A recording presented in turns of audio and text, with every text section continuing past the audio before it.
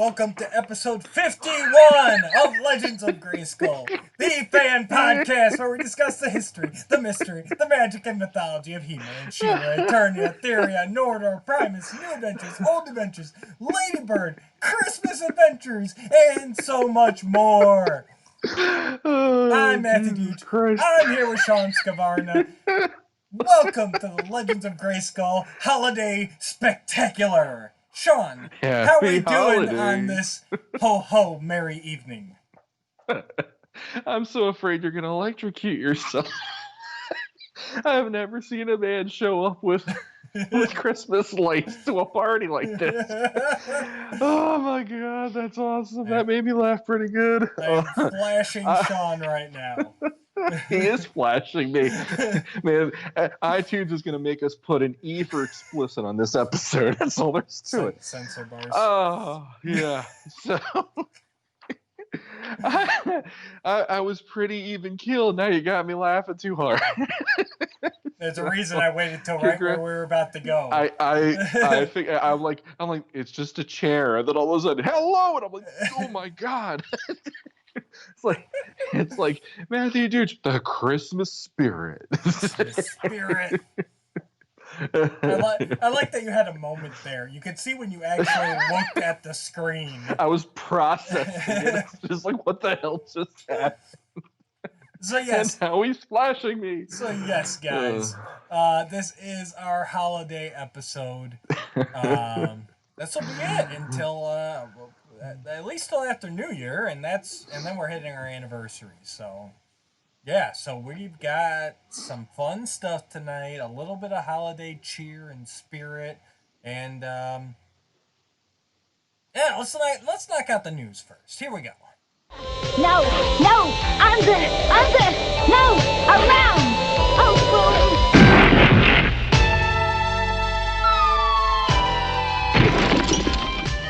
dearie my. Oh, we must work on these landings. I agree. Madam Raz, are you all right? Oh, dearie my, yes. But there was something important I had to tell you. Now, what was that again? The news, madam, the news. It's time for the news. So here we go. All right, Sean, you got any news? None that I can think of off the top of my head, but I have been really crazy busy all week, so feel free. Wait. I thought of one. Yeah, you probably already have it in your head, too. James Etok, friend of the show, he posted, I knew you'd do this.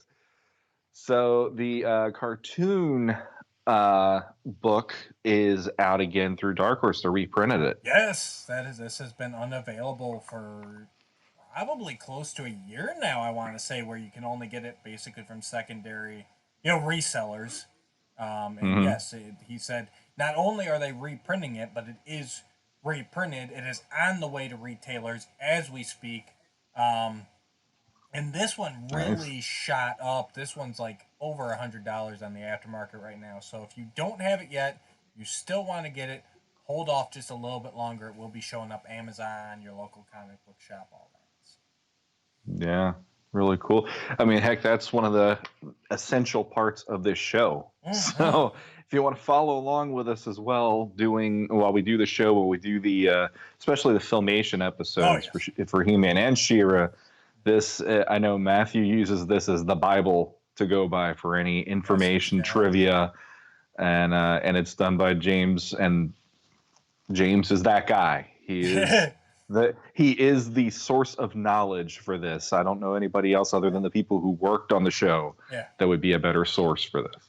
I actually feel bad too, because there's actually James did all the He-Man side, and there are some other fans who worked on it, but there was another guy who did the majority of the She-Ra, especially the reviews, and I can never remember his name, and I feel bad. But yes, I will figure out your name, sir. I apologize, and we will start pimping you out as well, because like all the Dark Horse books, there is a lot of people working on these things. Mm-hmm. So, but that's really cool. It was great to hear that. And in the same vein, I don't have a graphic for it, but the mini comic collection also just got another reprint, and I want to say that's had a you by now. I think that's Mm-hmm. it's either between the Filmation Guide and the or the mini comic collection for who sold the most. Um, I could be completely wrong on that, but that's what I remember. But the mini comic collection, this is bugging the crud out of me because I have the mini comic collection. It's very nice. They reprinted it, and this newest edition has additional information in it than the older one does. So I'm sitting there going, do I need another mini comic collection? See, this is where I could be proud of my son because he ripped mine, That gives you a and perfect excuse. that gives me a perfect excuse to go. That one I can use as well, but then having some new material in the new one, that would be great. And I think I need to pick this up because of number one, supporting the fandom, and number two, the fact that we do use this so often. It is about time that I get this, but unfortunately, it has not been available at a price that I can afford, like you were saying. Right. So now it's like, okay, now I got two more things I got to get going into the new year.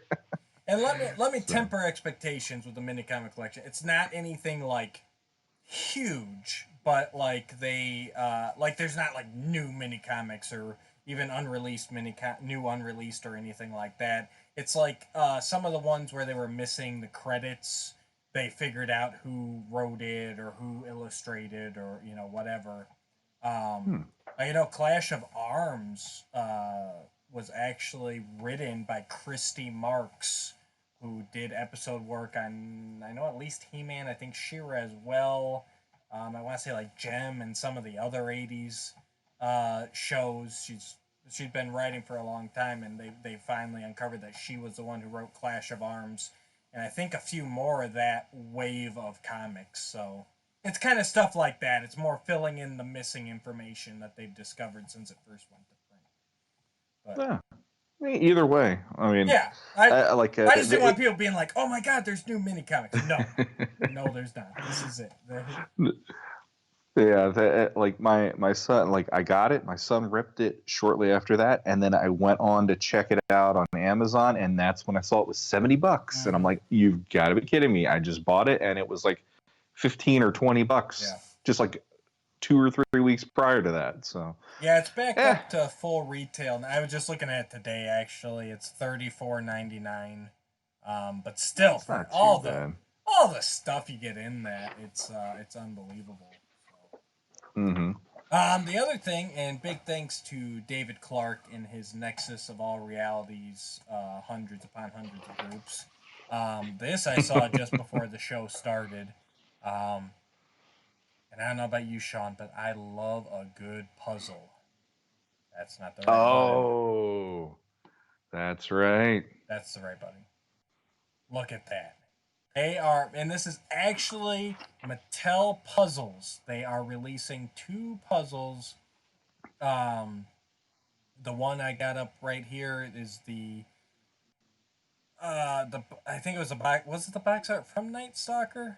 I'm not sure, but it's got Skeletor on Night Stalker facing Mechanic and Battle Armor He-Man, and they are, Skeletor's like guarding the path up to Snake Mountain.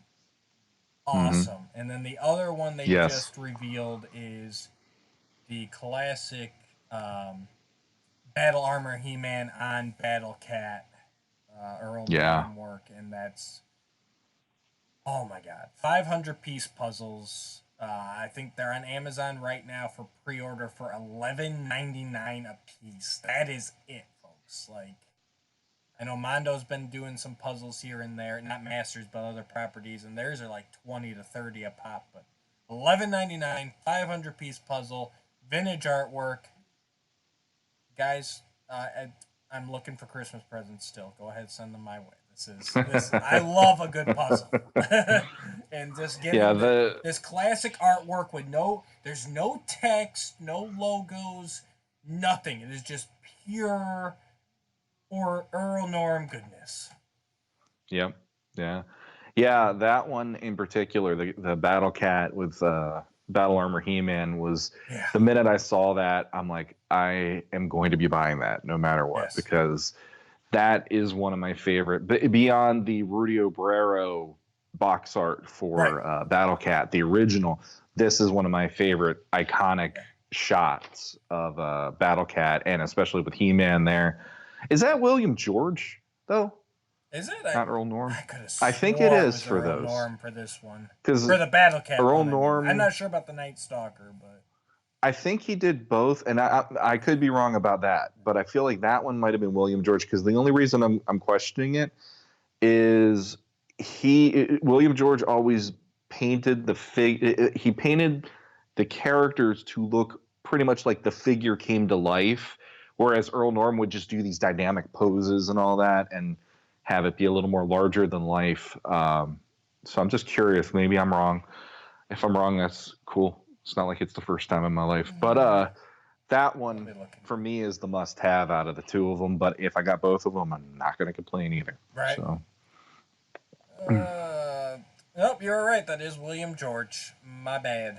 No prize. No prize. You got a Legends of Grayskull no prize. It's about time Yuka was racking those up. He was. He is. He's got the no prizes. He's got an official prize. He's got. Yeah. You know, I don't know. I don't think we ever congratulated him on the show proper. Let's do it now. Do you want to? I was just gonna say, you're all dressed up. Might as well. All dressed up. Well, because we, So for those of you, if you haven't, well, I guess, if you haven't seen it yet, go watch it right now if you don't want to be spoiled. But yes, we did the All-Star September All-Star Trivia. And I waited a little. I wanted to wait a little bit to give everybody a chance to check that out before spoiling it here in the air. But it just occurred to me, I don't think we ever properly congratulated them on the show proper, because I didn't release that onto the audio. I left it video. I put a lot of work into that. So you go watch the video on YouTube. Search for a Legends of Grayskull channel, you'll find it. So go watch that. Come back. All right, you saw it. Good. Okay, great. So, yes, I would like to take this opportunity. I had some amazing guest stars during September. We had some amazing contestants in our All-Star Trivia.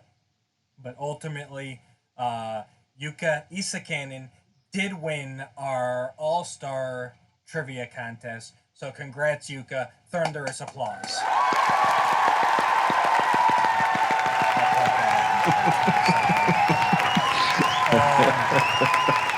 But yes, congratulations, Yuka. You are a man of much knowledge, and you took it fair and square. You are our first winner, and I expect you to come back for next year's trivia contest. I'm going to make this a regular thing to defend your title. So let's see what happens next year. Next year. All right. Any more news? The only other thing I could think of is I know I've been seeing the Origins Battle Armor He-Man making the rounds, the on-card figure and all that stuff. And go ahead. It's interesting to have like you see that, and you see the artwork included with it, which I'm guessing Axel Jimenez did the artwork for the top corner on that. And I know it's been going around in the community and stuff like that, and there's a lot of people that they're excited for it. They're getting it because you have the vintage looking He-Man head in that one.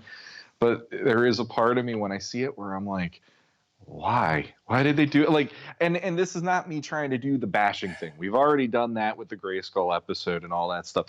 But there is a certain amount when I saw that, and it is news to me. It's news that we're seeing the new products and everything. So it's not just you. That's the thing. It's not just me. It's not just the Origins. I guess you could call us haters. That's fine. I think universally everyone has been looking, and I'm sure you're talking about the H symbol on the armor. Everyone has been looking at that armor and going, what? Yeah. Because that H is so tiny. It's very tiny. So, like, if you thought the vintage, and I've heard people say this, that the vintage battle armor looks clunky, it looks so polished and refined on this compared to this one. The thing, everyone's focusing on the H, which, yes, it is too small. But Mhm. that's because of the removable arms. They wanted to keep the removable arms. And unlike vintage, where removable arms meant a peg coming out and your arm clipping on, this actually has the peg on the arm and it has to go into the chest. Okay, Yep. I get that. But look at that battle armor around the H. It is so smooth. Mhm. And that to me is what kills it. Let me pull that picture back up. Look at how much texture is in that. You can see his six pack. It's got the lines there. It's got lines Yeah. up here. It's got the what do I want to say? The layers in it, you know. Mhm. Whereas the new battle armor for the Origins is completely flat silver, and I think that's what's killing it. Because the Mhm. Skeletor is the same. It's the same build, but it doesn't look Mhm. as bad. Why? Because number one, it's got some color breakup. Number two, Skeletor's got that trim around the battle armor piece, and he's got those accents to break it up. You know, Yeah, it so fills it out a little bit more. Yeah. right, and you don't Mhm. notice the perspective as much. Yeah. I know I saw in another solution I know Matt Rodriguez, friend of the show, he threw out there, well, why don't you make the outside lines of the H, the vertical lines, make those on like static, like they're on the armor, and then the actual drum piece just has the cross line, the Yeah. horizontal line of the H, and then the battle Yeah. damage, and that would help size it up while still keeping Mhm. your drum technically the same size. Because what matters if those outside lines move? Because that doesn't get damaged; it's the inside. So Yeah. I thought that was a really neat idea that I wouldn't have come up with on my own. Yeah. The whole thing just looks weird to me. Yeah, Ever since I saw it, and to be honest, it really makes me a little like, oh, come on, like, yeah, out of all of the versions of He-Man to this point that they've done for that line, that was the one where I thought, okay, I'd probably get him because I like the idea that you could swap the heads at least and all that. And now it's like, and it, it, that's why that figure will still sell. And that's the killer part of it. It'll still sell yeah, because it has that yeah, vintage inspired head, which still looks yeah, like they pretty much nailed it comparatively yeah, to the other two heads that we've gotten so far. Because I don't think even that other battle armor head, it's not exactly the first Origins He-Man head. If I'm looking at it right, it looks no, better it in the looks, pictures than what came out yeah, it looks originally. more like a grimace or something. Yeah. Maybe I'm wrong. I don't know, but I don't know. It was one of those. I see it and it just makes me go like, everything about the line for me is almost, but not quite. Mm-hmm. And it's the way it is. I know there's a lot of people that enjoy the line, and that's great.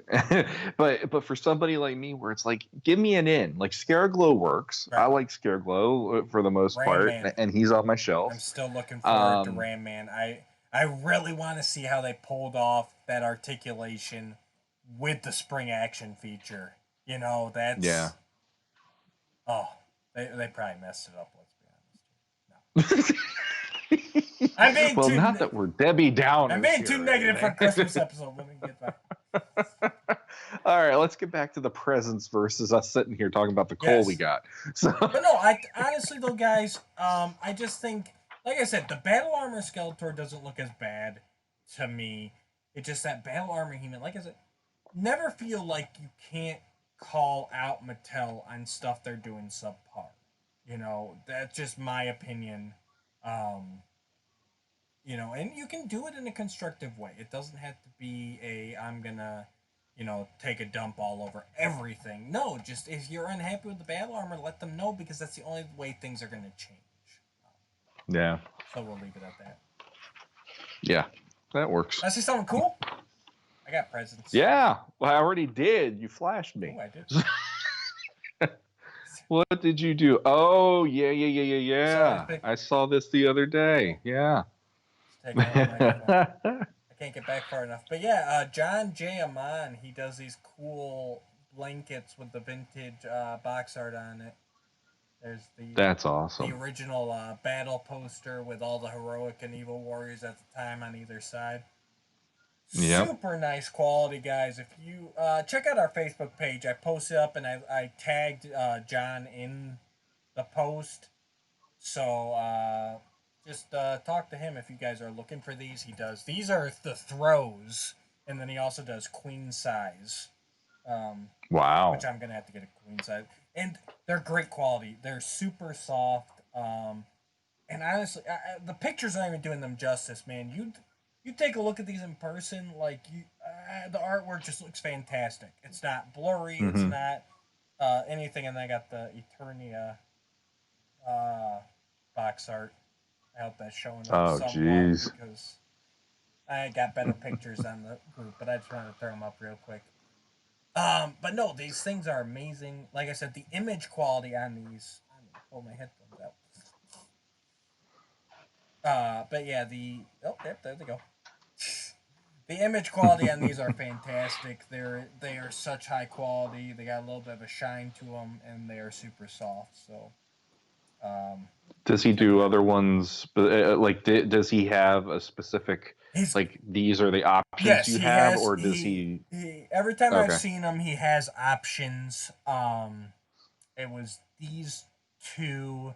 Then he's got that the DC covered Shawn, where it's the Power Sword with He-Man on one side and Skeletor on the other, from that 1983 run. Mm-hmm.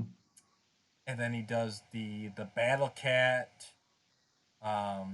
Actually, the William George one, the Battle Armor. William George one. Battle Cat. And cool. I think he's got a couple more I've seen here and there. So yeah, nice. Get a hold of him. He throws them up every once in a while, and probably if you PM him, he might be able to work something out with you. Make great Christmas gifts. Great quality. The one that I was thinking that would be really cool if he went there was the scroll from the mini comics. The one on the back where it's the tan scroll, and you have like the basic 4 figures. Someone's done that. I've seen that somewhere. He might. I know I've seen it somewhere.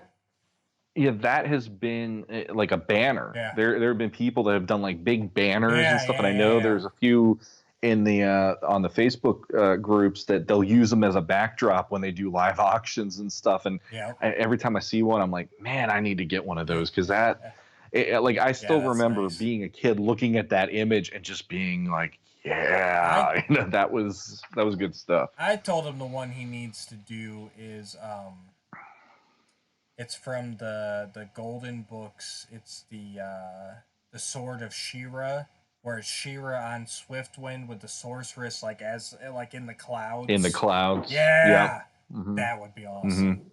Mm-hmm. That's Earl Norm at his finest too, because that one I didn't realize until like the last couple years that sorceress was in the clouds. As a kid, I knew of that book. But you're talking to somebody that when it came to She-Ra when I was a kid, it was always, that's great, I'll put that over there, I need my He-Man. And so I never really took the time to look at it. I always just saw, here's She-Ra and she's holding the Sword of Protection and all that. And then it was probably when I first joined the groups in like 2016, I'm like, they're sorceress. That's awesome. That was one. I had that book as a kid, and that was one of my favorite books.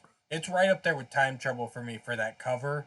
Like, that is just like everything about She-Ra's origin story. It's got Crystal Castle in the background, and She-Ra and Switzerland with a sword, and the sorcerer's just reaching out. And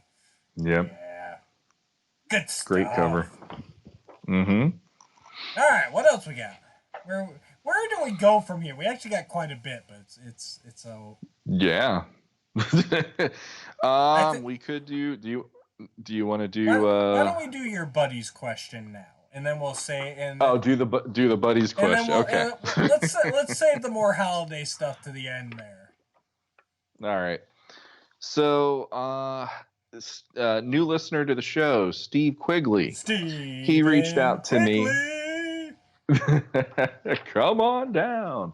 Yeah, he reached out to me one-on-one, and we've been talking. He's a writer, published poet, and everything, and he keeps throwing ideas at me, and he just wants to get my take on things. And every now and then, I'm like, I got to share this one with Matt because this one's pushing the thought, pushing the gray matter and stuff.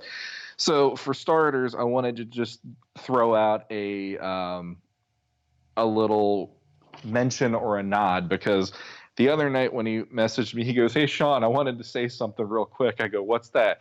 And he goes, "Turn around, Bright Eyes," and then he posts a GIF of God Skeletor in the '87 movie doing "Neil" with the beams coming from the. I'm like, I told you, glowing-eyed people are freaky. I don't care what anybody tells me. So it was a good nod, because nobody except for Matt has given me crap about that episode from way back in the day when I made my confession. Okay, or are those? Yeah, the ornaments are fine. They are not glowing from your eyes, making me believe that you were possessed by some otherworldly. Now you're pushing it. Dooch. So that amused me. I had to give him a shout out for that. But what the question he posed to me recently was, which would you rather have? A 2000X Secret of the Sword, or would you rather have Filmation doing The Beginning, which was the 3-parter that began the 2000X cartoon run? And the one thing that I'm going to give as a caveat here, he brought up it had to be like the 2000X people were going to do the voices for 2000X and all that stuff. Filmation would do their own voices and all that. I'm not even going to worry about that, because that to me is like, now we're getting into, that would take the rest of the show probably to sort that one out. But I'm thinking just from a story perspective. Right, but if it's Filmation, it's Filmation. If it's 2000, if it's Mike Young Production, it's Mike Young Productions. So the crux of it is, do you want to see the story of the beginning without the fighty, or do you want to see Secret of the Sword pumped up to where, they're like Thamor, they might actually lose some people, and not gratuitous or anything, but it would definitely, like, if you want to think of it in a certain way, it's like, okay, Filmation never showed us, here's Prince Adam getting the Power Sword ever. They always talk about it in the narrative at the beginning of every single episode with Prince Adam talking to the viewers, but we've never seen that episode. And then if you want to go the other direction, we could have a pretty much hour-and-a-half movie where the stock footage is minimal, and they could probably blow the roof off the joint with fight scenes and do some pretty interesting choreography there, but maybe keeping the storyline somewhat what Larry DiTillio already did and just modifying it or whatever. No, I would definitely say, you got to keep the storylines the same. So you're still going, for the beginning you're still going, Keldor, Hall of Wisdom, Captain Randor, and then, it just putting them into that era. So it'd be nice to see. It'd be nice. Well, let's go. One thing I'd love to see out of this before I make my decision is I would love to see Filmation Sorceress giving Adam the Power Sword. To actually see that. I think Filmation would get that a lot more heartfelt than it was in the 2000X series. You could still do the same things, but like just their sorceress was just a completely different character. So that would be one of the pluses for me for going to that, or going the beginning in Filmation, is to actually see the sorceress while she's pushing Anne to her destiny be a bit more motherly and embracing. You know what I mean? Yeah, exactly. What's something you'd like to see? Well, I mean, just let's go over some scenes here, and then we'll make our decision which one we would think would be better.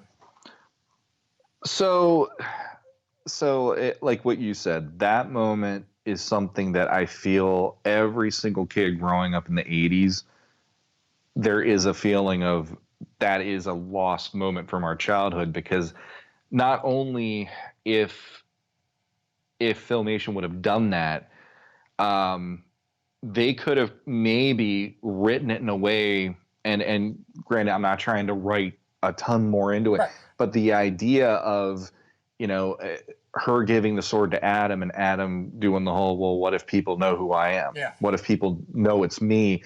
And giving the sorceress a one-off line that would have been more than enough to let the audience go, this is why nobody tells the difference between Adam and He-Man other than the tan. Right. You know, like that would have been kind of a nice little touch too. And honestly, like there were so many episodes where we got to see the beginning of something on that show, and the lead character whose name is in the title never ever got that. Like we had Battle Cat, which that was a good episode in my opinion. You don't like it, but I liked it for the fact that'll be a fun one to go to one day if we get to it then. But we got the origin at least. We got to see that, and yes, it was weird in some ways to me. Yes. But it's like we had him, and we had Teela's quest, which kind of here's the origin of Teela and everything, and we even had the origin of the sorceress. Right. And there might have been others I can't think of off the top of my head right now, but that's 3 right there. And it's like, well, how come we never got to see that with Adam? 2000X wise though, the battles would have been more epic. I think there would have been stakes that they never would have been able to do in Filmation, because I mean, heck, on 2000X, King Hiss is eating people left and right on that show.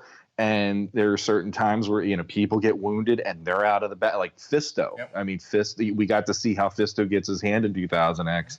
Because he gets wounded and out of the battle and everything. Teela gets messed up pretty bad there in the blood transfusion. I can't. Ties that bind. And I mean, heck, they did a really good job of that in 2000X, where they weren't always. Here we are. We're back in the battle and we're full power. Sometimes it was you worked with what you had in those battles, and I like that. And I know there is a contingent of people who, thinking of 2000X, they always were like, it would have been cool to see She-Ra showing up. Mm-hmm. So, you know, that would have been a heck of a treat to see on top of that, too. Well, and I'd say, number one, what Mike Young would have done, and they've done it in iterations since, especially with DC, is, you know, they take it to where, instead of just, you know, draining the life force for the Magna Beam, you know, and all the rebels that Hordak captured are just sitting there, like, basically just like in a coma. Like, I could see them actually taking them down to a husk or even dust. Like, there's nothing left when they're done. And imagine how that ups the stakes when He-Man's in this now, being sucked, and you just see him. I think they would really play that scene up even more. Like, it hit me as a kid, even the way Filmation did it. Like, that's one of the greatest scenes of all time, in my opinion, in a kid's show.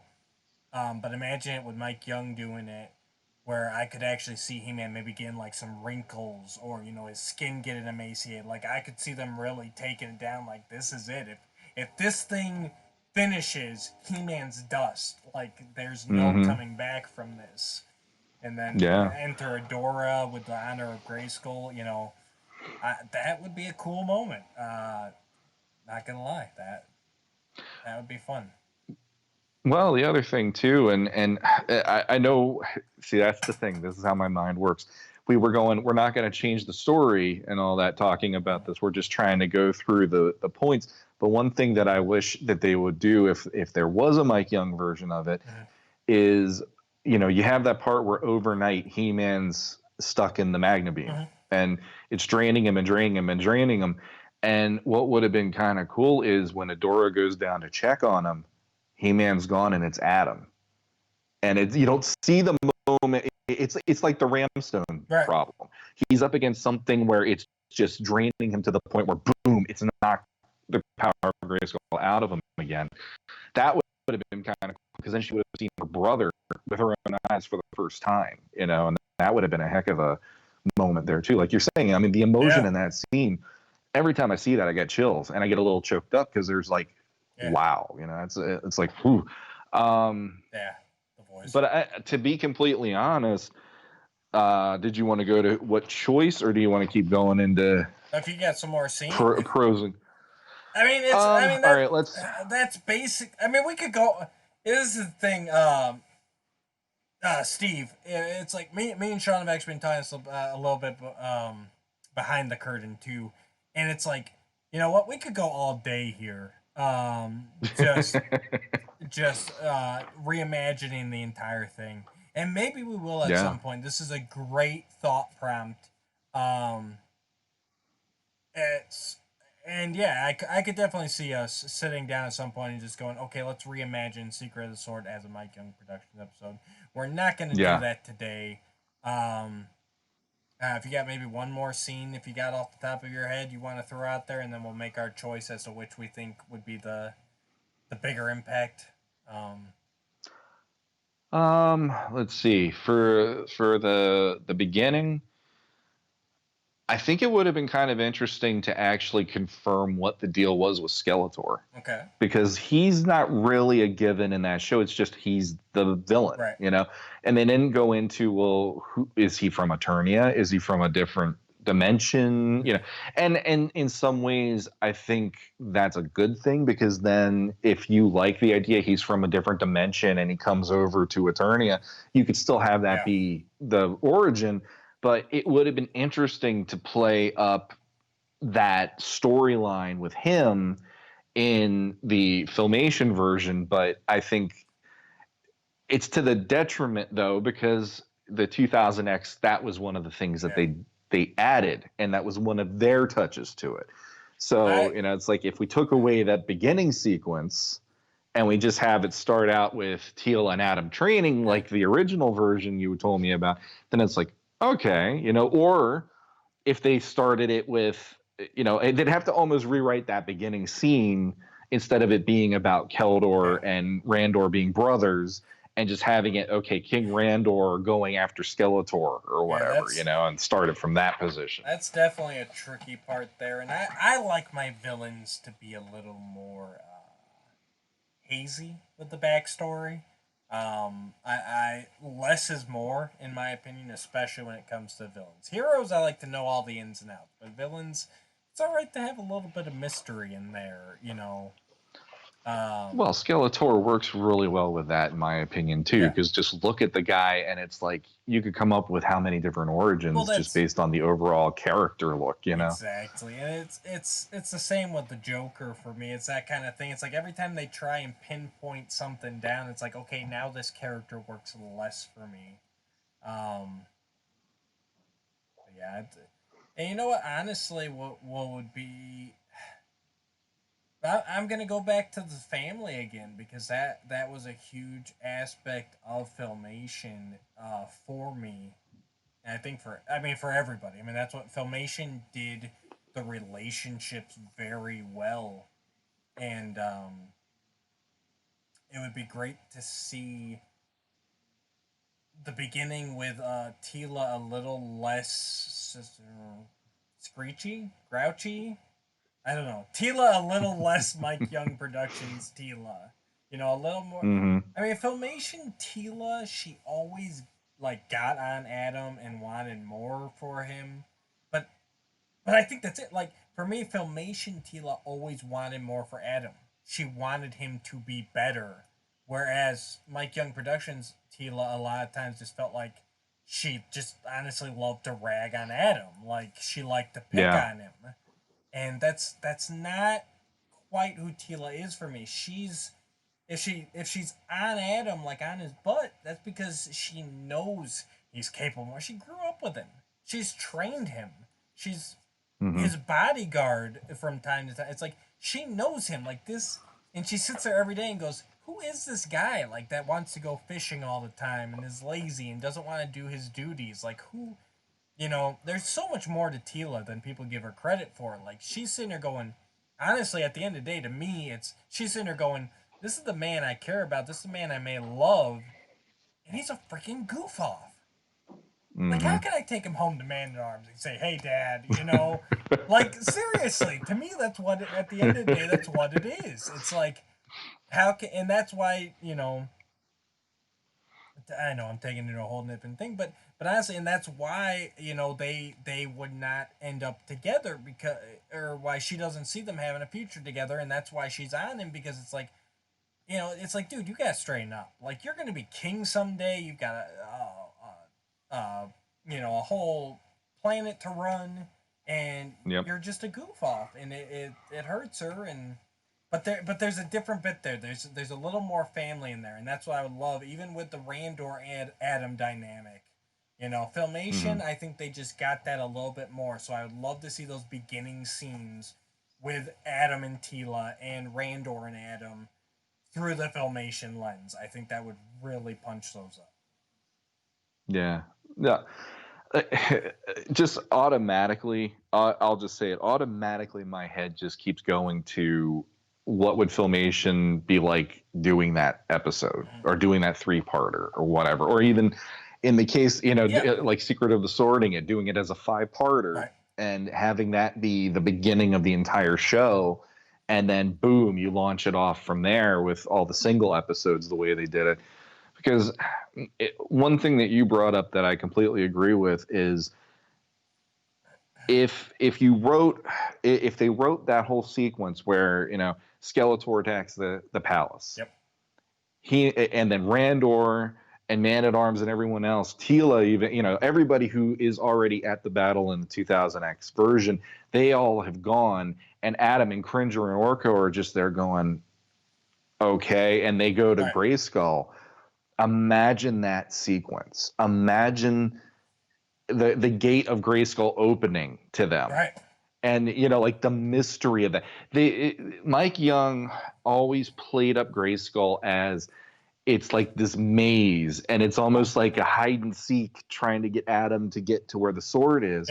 In Filmation, they wouldn't have spent time on that.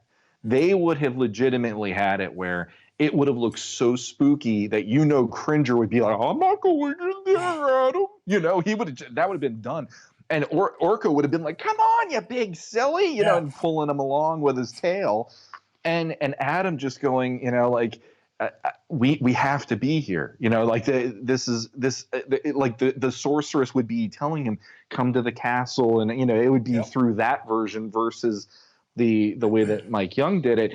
And just imagining Adam standing there, and there's the throne, and there's the sorceress sitting on it for the first time they're meeting. And it's like, I get chills just imagining that. And for me, being the lesser Filmation versus 2000X, it's like, this might be the thing that would have pushed it over the top, because it bugs me that we never got it. And I absolutely, in the beginning, I hate the way that the sorceress throws everything at Adam, because I said it when we reviewed it, the whole thing of her throwing that on the feet of a 16-year-old kid, and in that version, he's a kid still. Yeah, he's going to flat out go, and here's Man-at-Arms, and run like hell through the drawbridge, you know? Whereas in this version, like, I can see Adam showing up and going, you know, my father, you know, my mother, you know, and he'd be telling her in the John Irwin way, what just happened, and her being like, I know, and, you know, and like, I'm so sorry, and she would have empathy for him. She would make him feel less scared in that place and more like, wait, you're gonna have my back, and her being like, I can't leave the castle, but I can give you this, and she'd hold out the sword to him, and she's like, all you have to do is accept it, and then with that, with the power of Grayskull, you know, you can help your friends and family. And him just, you know, it's almost like I picture it a little like a riff on how Adora did it. Yeah. Him holding it and with the power of Grayskull, with the power, and then just by the power, and then just imagine that moment inside Grayskull of him doing it for the first time. You pretty much shoot down Battle Cat then. Yeah. That whole episode's out the window, because that moment is when Cringer gets his own secret identity. But just imagining the actual awe of that moment, watching Filmation do it and saying, this is that moment. This is the moment that Adam says, I have to do something bigger than myself. And I'm getting chills right now imagining how that would have played out, because I already get misty-eyed enough when Adora does it. And it's like imagining if Adam was the one needing to do it. And we've known this is how he is on the show all the time. But imagine that being the very first moment, and it just, that moment of, I have the power, that would have just been like, like my little fuzzy head at 5 years old watching that series would have just exploded, because that would have been, it's the whole, him sacrificing his own wants and needs for the greater good of the people that he cares about and everything, and rising up to it, becoming a man in that moment, and actually needing to do something bigger than himself. And that's kind of what heroes are about, and so that would have been a heck of a thing to put into that show that we never got to see. Right. So Filmation's beginning it's got my vote no matter what, because I want to see something that hasn't been done before for that series. Yeah, I want them both. So Cop out. I do too. Honestly, I'm not gonna lie, but the beginning really did. I'll pick, but I'm just saying. I see the merits of both. Honestly, though, I think I would rather go Secret of the Sword and Mike Young Productions, because I want to see, because that sticks with me. Like, Secret of the Sword was a huge thing to me as a kid.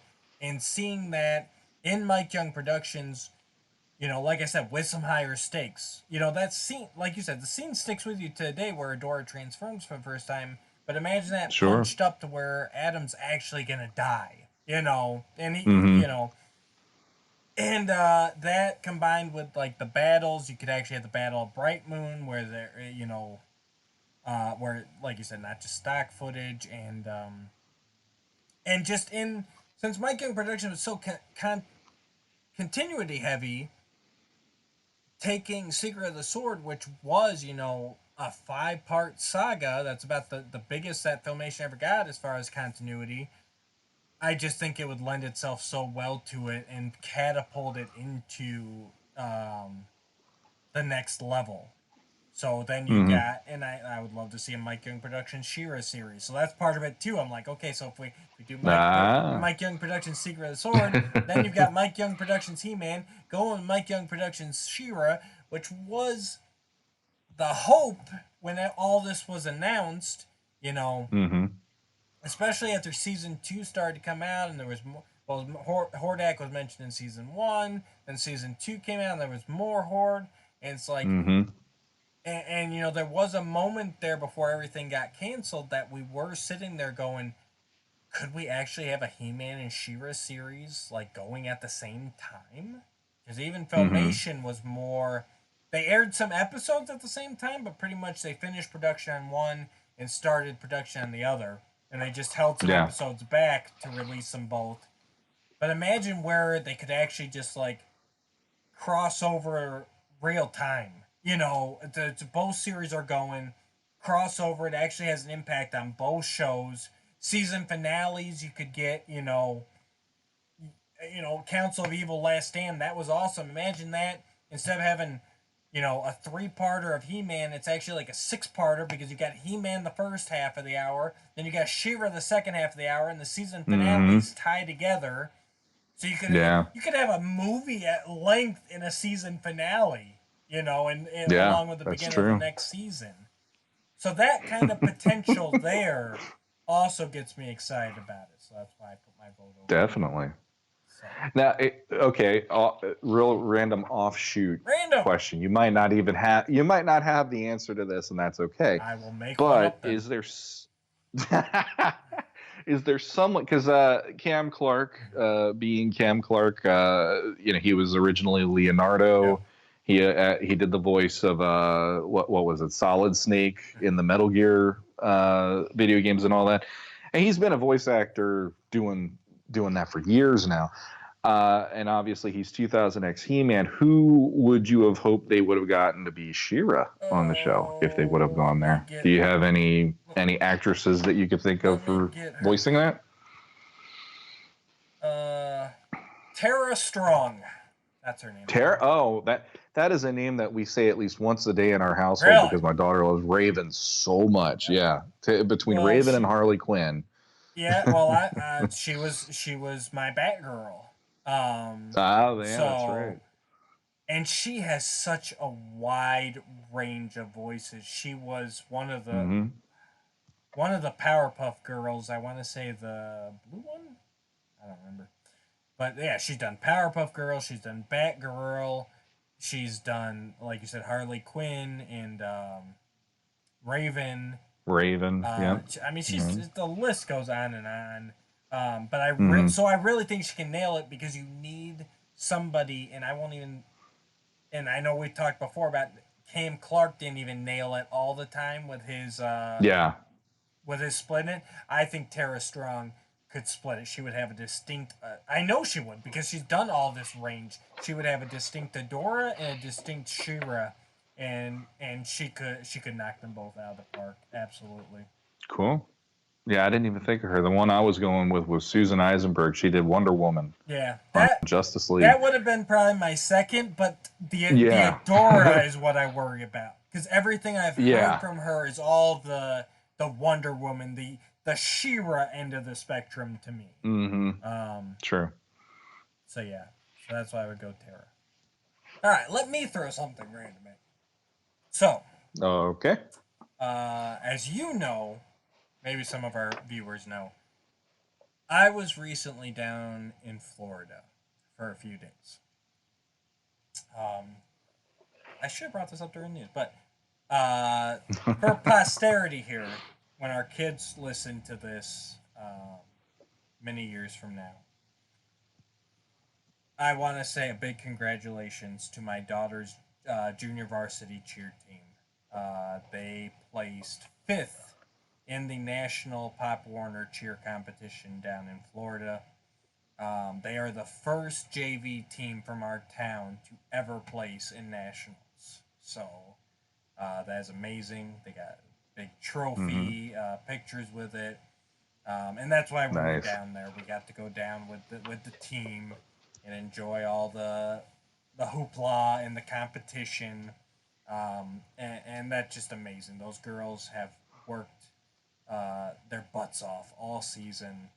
They placed second in the district competition. They placed first in the regionals, and now to take home a trophy with 5th at down in the nationals. It's just amazing. So congratulations, Aubriana. I love you very much. But while we were down there, part of the trip also was hosted at Universal Studios. So we got park admission. We stayed on the resort. It was all very nice, very classy. They probably wanted to kick me out. So now and I meant to look up why. Number one, it was interesting because Universal Studios, number one, I didn't realize how much they either own or license.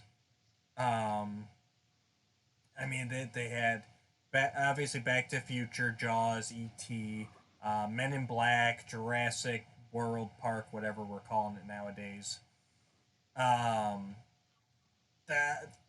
And I don't know if they own them or they just license them, but all the old cartoon strip things, Kathy and Dudley Do-Right, and they have like this whole Toon Lagoon part of the park. It was Rocky and Bullwinkle and what's that? Gasoline Alley. You remember that old comic strip? Yeah, vaguely. Yeah. Mm-hmm. Yeah, it was all that stuff walking through there. I'm like, well, I vaguely remember that. Very interesting, though, that there was no She-Ra walking around. Just saying. That was for a certain amount of time. They did. They did have it. Right. They did. So even Universal's done with it. Just saying. But anyways, the reason I I bring this up? Well, first, a little tangent. It was interesting because they still have their whole Marvel superheroes section, which is very surprising considering Disney owns like all of that now, kit and caboodle. Yeah. But it was fun going on Spiderman the Ride, and they had a Hulk coaster and a Doctor Doom thing. I imagine that's going to end soon, though. I imagine there's got to be like a time limit on that, because I can't believe Disney's just going to keep allowing them to use it. And I found it funny, too, because when we went on the Spider-Man ride, basically, it's one of those 4D ones. You got the 3D glasses and you ride in the vehicle, but it's like a combination of actual, sceneries and then like, screens with, a movie played, basically. Really nicely done. For someone who doesn't like roller coasters, it was cool that they had a bunch of that kind of 3D, 4D stuff to go on. Mm-hmm. But it was funny because, like, and I don't know how big of a Spider-Man guy you were, but, like, they've got, so it's Spider-Man going up a team of 6 villains, right? Headed by... The Sinister Six. No, not at all. No. He was going up against Doc Ock, leading the Sinister Syndicate. Huh. That's how they got the license then. So I'm wondering how much of that is, like how much is that legal stuff, and then like, and I'm assuming if anything, it's actually Sony that's causing the problems, because I know Sony's been talking a long time about doing a Sinister Six movie. The other weird thing is there's a symbiote on the team of the villains. Mm-hmm. Which is Scream, the female, daughter of Venom. Okay. That seemed like a kind of an odd pull to me. It was cool to see her. She looks amazing, but it seemed weird. But then when you go into the gift shop, Venom and Carnage are on like all the gift shop merchandise. So I'm wondering if that was like a little, like maybe when the ride first came out, it was Venom. But then Sony came out with their Venom movie, so then they're like, well, we can't use Venom anymore. It was just kind of funny, just as an adult fan going through there, like, okay, how much of this is this or this, Yeah. It is. That's weird. Yeah. Like I haven't been to Universal Studios since 1991 when my mom and I went out to California for a month of my summer vacation, and we hit up Disneyland, we hit up SeaWorld and Universal. And Universal, the main thing that excited me about that then, and granted, we're talking going on 30 years ago now that I did this. Jesus God. Next year, literally next summer will be 30 years. The main thing that excited me was they had a Conan stunt show. Yeah. And they did, it was literally Prince Adam to He-Man, though. Yes. And that was the stunt show that supposedly got Gary Goddard the in to do the Masters of the Universe movie back in '87. Yeah, and Jack and Leslie Wadsworth, they were doing the Conan show, and then they got tapped to do He-Man and She-Ra and the Power Tour. Remember? Yeah. So. Yeah, that's right. Yeah. So I remember that stuff, but yeah, they didn't even have the superhero stuff then. So like, if I go to Universal now, I'd probably be geeking out crazy or going like, "Oh my God, it's Spider-Man!" It was. So yeah, it was awesome. My kids got a picture with Spider-Man and Wolverine and Captain America, and but it's just funny the licensing that must go into that. The other option is maybe they're okay with doing it because that's money coming into them because they have to pay for the license every year to keep that going in the park. I don't know. It's possible, but that's... or maybe you're right. Maybe it is coming to an end because they just in the last week Marvel introduced all the stuff they're going to be throwing at us. Yes, there's so much stuff. And the big one, I know one of the big ones that they announced, which some people are like again, but other people are like they're going to do it right this time, is Fantastic Four. Yeah. So I think that's coming out probably not next year, but I'm guessing in 2022 by now or so. Spoiler alert, guys! They're not gonna do Fantastic Four right. Sorry. You've been to the Back to the Future ride that you were on at Universal has let you see They didn't that they in didn't have it 2022. anymore. They don't have Back to the Future ride. They don't have Jaws the ride. They don't have any of that. Oh, They had Simpsons the jeez. ride. That was the other interesting thing. They had Simpsons.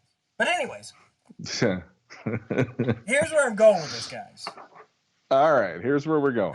So I know that was a long way to get there, but one of the rides we went on was the Kong, Reign of Kong, Skull Island, whatever they call it. King Kong, they had a ride. Mm-hmm. And as Okay. you're walking through, number one, Universal is very nice about how they hide the lines. I was at Disney years ago too, back in the mid '90s, and basically you just sat out in the baking sun with the chains. You were in the chains. You went through all the maze, and you finally got to the ride after 2 hours or whatever. Yep. Universal is very good at hiding the line. I was very impressed. You will wait in a chain line for a little bit, and then you will get into the building, and all the kids will think we're here, and then you've got like another 2 miles to walk inside the building.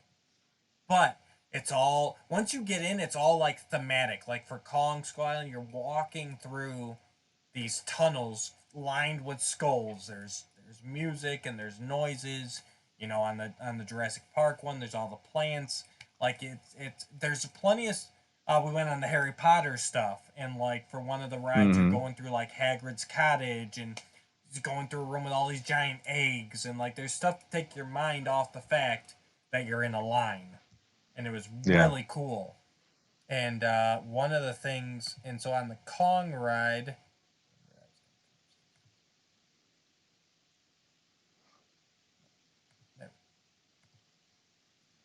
So on the Kong ride, you get to the room pretty much right before you go on. And you're presented with this priestess. I know it's not the best picture, but this priestess chanting under this open skull, in the skull mouth with glowing eyes. And of course, there's only one thing I could think of at that moment. And that got me thinking. Cat Slayer? Yeah, Cat Slayer. Obviously. Yes, Cat Slayer. I mean, I sent you this picture earlier so you could get a better look at it. Is that not Castle Grayskull there? Like literally, there is a lady standing. There's a woman standing there, and drawbridge. Yeah. It's opened up. So that's basically what I was. Ever since I went on that ride days before we left, I'm thinking, what would I want out of a Masters of the Universe theme park ride? And number two, why isn't there a Masters of the Universe theme park ride? Like, that would be so amazing. Mm-hmm. And just, like I said, the effects and everything else, like, the Harry Potter stuff was very thematic. I mean, imagine getting into your line and you're walking through Man-at-Arms workshop, and then you hit the throne room of the royal palace, and then you head through the evergreen forest, and then you get to Grayskull, and you mount up on your car that's painted the trolley that's painted like Battle Cat, and you go across the evergreen, across the plains of Perpetua. And so yes, off the top of your head, if you got anything, what would you want to see out of a Masters of the Universe ride? See, and I'm not a roller coaster guy, so that's why I go more the 3D, 4D. But go ahead, Sean. Sounds like you got something. If they did 3D and it was the whole, because I didn't do the ones that you're talking about, but the one that I was impressed with when I was out in Disneyland in '91 was Star Tours. Yes, because that was the same deal. Yes. It's enclosed. Exactly. You're just sitting there, and I love the idea that it's a story. So the robot that's trying to take you on the tour, all of a sudden they're in the middle of an X-wing battle, and they're just trying to get you out alive and all that stuff. So the way that I would probably set it up would be, like, you get to be on the sky sled. Yes. And you're flying around on the sky sled, and Orko's with you, trying to show you all the beauty that is Eternia. And then the next thing that you know, there's an ambush with Triclops, Trapjaw, maybe Beastman. And it's like all of a sudden they're like, that's the king's jester. Yeah. That's the magician, and he's got all these other people with him. Right, we'll take them it's like all Orko's trying to hostage. get you to safety, Yeah. and you're trying to maneuver, and you're getting like shot at, so you're getting rattled the whole time because they're following you and they're trying to slow you down and stuff. And then like you would have the moment where you don't see Adam become He-Man, but out of nowhere you see He-Man and Battle Cap leap into battle with them, and you're just trying to keep away from them. But then like they'll have these little moments where it's like Orko goes, wait, He-Man needs your help, and you're like, I got this, and you're flying in and you're shooting Trapjaw so that his rockets are blown up and he can't shoot or whatever. And you just have that kind of a thing. It'd be more like jet sled adventure kind of a deal. And but that's the thing, like I would have it where you entered Castle Grayskull to do it though. I would do something along those lines, and there'd be a woman there as the sorceress, and she would be telling you about this, and then Orko would kind of come in and go, but there's other things about Eternia too, and he takes you out on this, and then all hell breaks loose while you're in the middle of the ride. Well, I had to be there, because that's like the Harry Potter. They had a Harry Potter and the Forbidden Journey ride where you're like you wind up in the middle of a Quidditch match, and then you're going to by the Wampin Willow and into the Forbidden Forest, and that's basically what I was thinking too. It's like, have it start off at like Grayskull or the Palace, and then like you're traveling across the plains, and the bad guys show up, and they drag you to Snake Mountain, and you're going through the lava, and like down. Oh my god! Imagine you're like trying to escape from Skeletor, and you go up to Snakehead, and you do like the drop down, the blood falls. You drop, and everybody there is just like holding on for dear life, screaming while they're on the ride. Yeah, exactly. They did that. The Simpsons Ride I was on there, most of them, honestly, it's like. And the Simpsons Ride was like Star Tours, and that was probably the most impressive one I was on there. It's you got into your little car, the whole family got in the car. It like raised up, and then the screen came up, and you watched on the screen, and basically you were just being moved around. You didn't move, but they did a big drop. You actually dropped from the moon down to Earth. Long story. But I mean, I swear to God, you felt like you were like, They tilt you down, and they got this wind blowing, and it's like, oh god! Even though your mind knows you're right there, but that would be amazing. Just to be, like you said, immersed in, hit all the basic, your Grayskull, your Palace, your Snake Mountain. Have all the main heroes and villains showing up, and powers, and He-Man saving the day, and. Yeah. No, that's the thing too. It's like on Star Tours, you had the robot being the one that was messing everything up. Right. And then you have every now and then you'd have like an X-Wing pilot come up on the screen, and he'd give his call sign and be like, "Why are you in the middle of the firefight?" So what I would have done is like Orko's trying to take you out and show you the wonder that is Eternia, and he's giving you the tour. And then when all the stuff starts, the stuff starts hitting the fan, basically. The person I'd have as the one who's addressing the audience and trying to do the whole, okay, you got a jet sled, we can do this together, it'd be Teela. I'd have her be the point person to the audience, and then you're flying by and you're getting to see He-Man do the battle, but you don't get to interact with him until the very end, where it's like it's up to you to make that shot that knocks Skeletor off of the snake of Snake Mountain right when he's about to rain down his electric the lightning energy from his Havoc staff that would basically kill He-Man or drop He-Man to the ground. And it's like Teela's like, my jet sled doesn't have any more ammunition, or my jet sled got shot in the middle of this. It's up to you. You have the shot. You have to help He-Man. And you're just like Luke Skywalker. And, you launch those torpedoes. Skeletor gets knocked off the snake, and then He-Man gets to climb up, and then he'd like raise the power sword to you, and it's like, thank you. He'd be it'd be that whole thing like at the end, and then. It's like when you're leaving, that's when you hear, I have the power. And it's, it's like, just like the movie. He lives on to defend Eternia another day, but thank you for being the reason that I can do that. And anything where you have it where the audience can be immersed into the story versus here you're just sitting on it's a small world ride and you get to hear the song 50,000 times before you get off the ride. It's like, no. But if you tell me that I get to play a part in actually saving the day in this, oh heck yeah, I'll get back into line right after we're done with this one because I want to play it again. I'd be on that ride all day long. Yeah. Universal, get a He-Man ride in there. What is wrong with you? You could have a whole one. Maybe once a Marvel superhero maybe that's their plan. Once the Marvel superhero license runs out, that whole side will become Masters. Hey, like when they announced with the Netflix She-Ra and all that they had the girl that was there and she posed for pictures and all that stuff, I was like, that's kind of fun, like there's at least somebody representing something that I love, whether it's not the traditional version, but hey, it's the fact that it's a nod to the fact that these things still exist. And I know she was only there for a certain duration, but it's like, that's at least that's a toe in the door. So I mean, going a step or two further, and then if they got that movie off the ground finally, or maybe with Revelation or something, who knows? Nice. If it blows up because of that, there could be something there. Then I don't know. We need it. Yeah. All right, you got a piece of paper there. Let's do it. All right. So, listener comments, questions. Manny Gonzalez, he was in rare form, giving us 2, and we know him a little bit, just a little bit. So he threw 2 questions at us, rapid fire.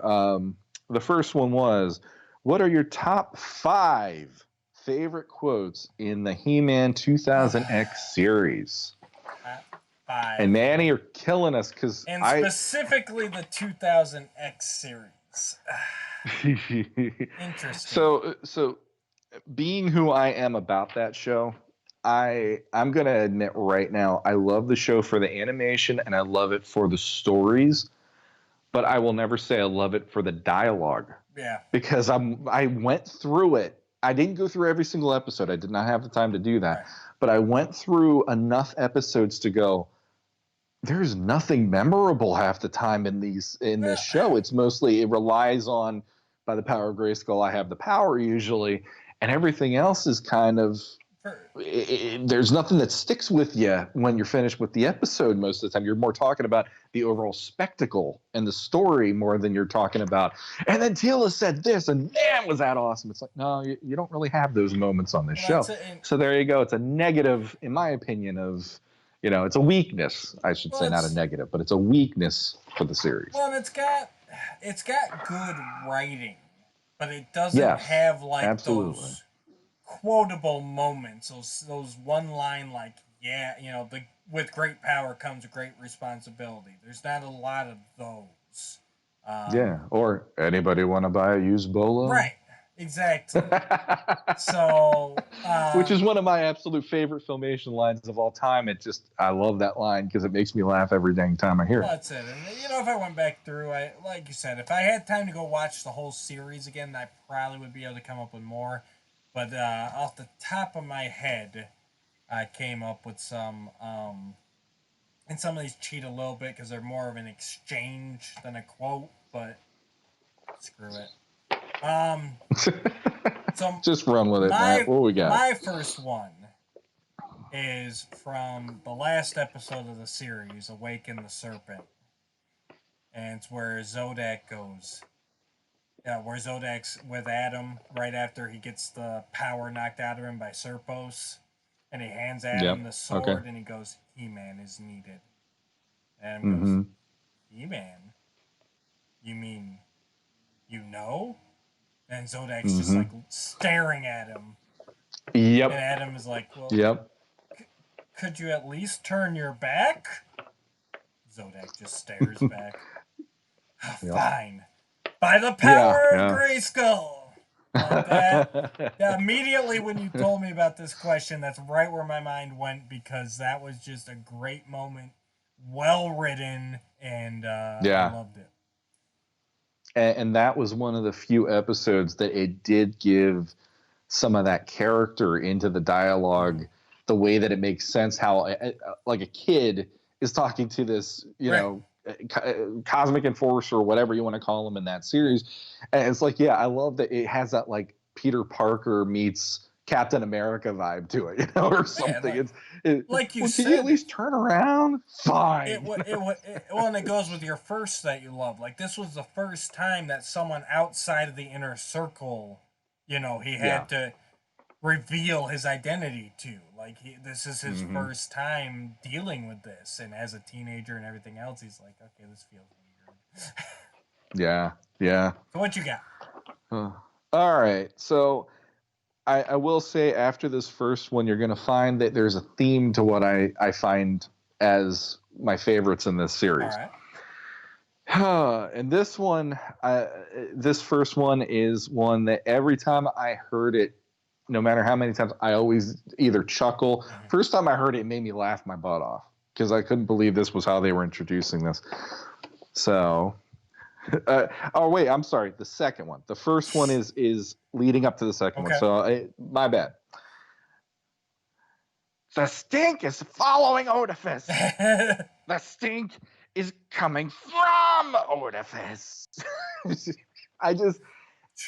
fact that was the series where we finally got Stinkor to show up, and the way that they addressed that and the dialogue for it, and it never ever got old to me that they went to it, but they never turned it into like potty humor. They turned it into, here's this character. It's almost like Spider-Man, the first Spider-Man. He's discovering what he could do, and he's like, oh my God, this is not what I ever wanted to do. All right. Okay, next I got, and this one, I know it's a complete ripoff. I know, but me and my buddies quoted this to each other so much. And we always quoted the Masters character who said it. Okay. And never the original. And it is, the journey of 1,000,000 miles begins with a single step. By Cyclone. I know who you're talking about. Yep, Cyclone. And I know it's a complete ripoff from the ancient Chinese proverb, but we always quoted Cyclone as saying it. So. Yeah. And it works. I mean, he did say it. So there you go.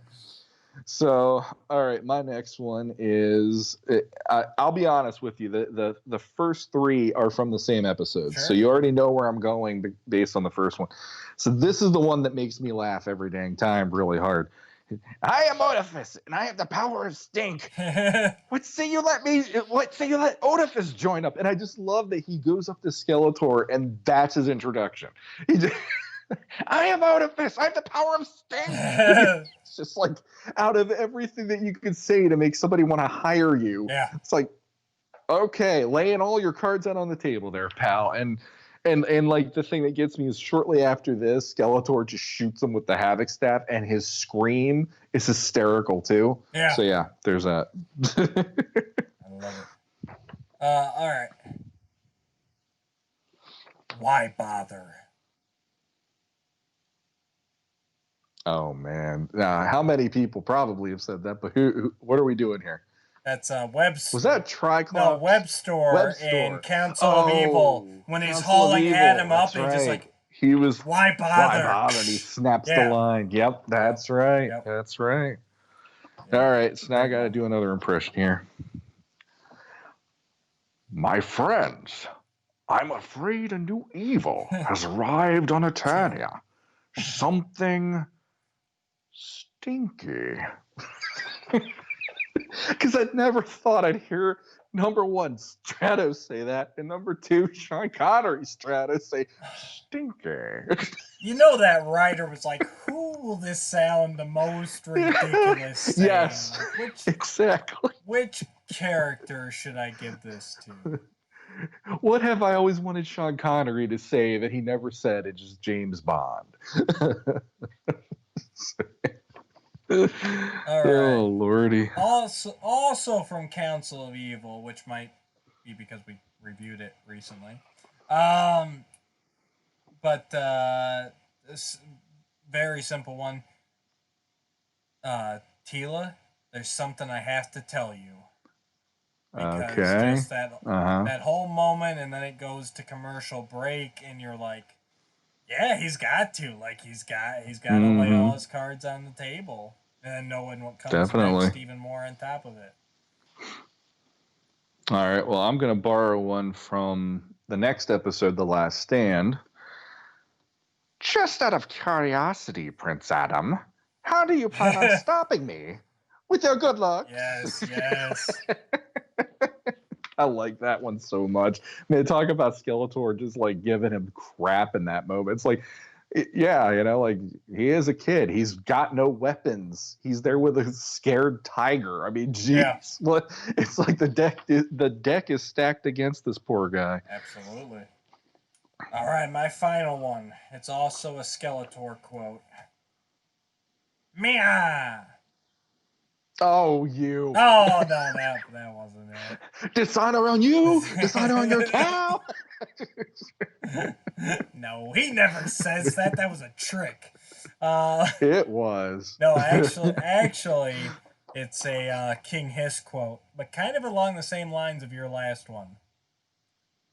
I knew King Grayskull. I fought King Grayskull. You are no King Grayskull. I was actually going to use that one. I couldn't. I wanted to get the legit quote, and I couldn't find the episode fast enough before we started recording, so I had to resort to a different quote. And I don't even remember which episode it's in. I think it's in like Second Skin or one of those. It's not even one of the really. And I was looking for pivotal. But that is one I didn't need to look up because that is one of the only quotes that has stuck with me like verbatim. And it's the same thing there. It's like King Hiss is just like, regardless of how you feel about King Grayskull, like, that's just King Hiss just giving He-Man so much grief in that moment. Like, yep. Like, you are nothing. Like, why am I even wasting my time with you? You are the gum on my foot. It's... Yeah. You will never live up to anything. And he is. He's completely trolling He-Man. That's all he's doing. He's just trying to make him doubt himself. I love it. Yeah. Now, I feel bad that this is the quote I end on because this is nothing compared to that one. But I'm going to say it anyway because it's the fifth one that I could find that it's at least, it's got some personality to it, in my opinion. Are you doing something different with your nails? The color is very becoming. Only because how often, I mean, yes, we had the Christmas special when we were kids. Before that. But I should have warned you. I didn't think about that until you were already drinking. But yeah, how often do you hear Skeletor having to be nice because he's forced to be nice? Yeah. So yeah, and that was always one of those lines. And when he's like berating Triclops, what kind of a fool thing? And then he gets electrocuted. But I went with that one just because I love it. It's like Skeletor talking about Evelyn's nails. That's an underrated episode. Like I should have thought of that one. That had some great lines. Good. All right, so thank you, Manny, for that. Yeah, but then there's the part two. No, so the next customer. Thank you. Move along. Oh, okay. Nah, I'm kidding. What's Manny got for us? All right. Manny also has, what sorts of things would you like to see in the new He-Man series that is coming out? Which one? That was, I knew you were going to say that. So there you go. We could start there and run with it. I'm going to go with... Wait, hang on. Read the wording to me one more time, please. What sort of things would you like to see in the new He-Man series that is coming out? So my guess is he's focusing just on Revelation because that's got the most news. I would like to see... Because the other one... Castle Grayskull. Oh. I thought you were going to say something that I'm going to say. I'd like to see anything. A Sword of Power because would be nice. I'm a little tired of the only thing that I know going into the series is that poster that they revealed at PowerCon, and we have nothing else to see of the character designs or nothing. We don't know anything of what we're going to get other than that poster. Show me their Castle Grayskull, because I'm still not even convinced that Grayskull that we saw in the promotional artwork is actually going to be their Grayskull. Show me the Sword of Power, and show me He-Man and Skeletor. That's the sort of thing I would like to see.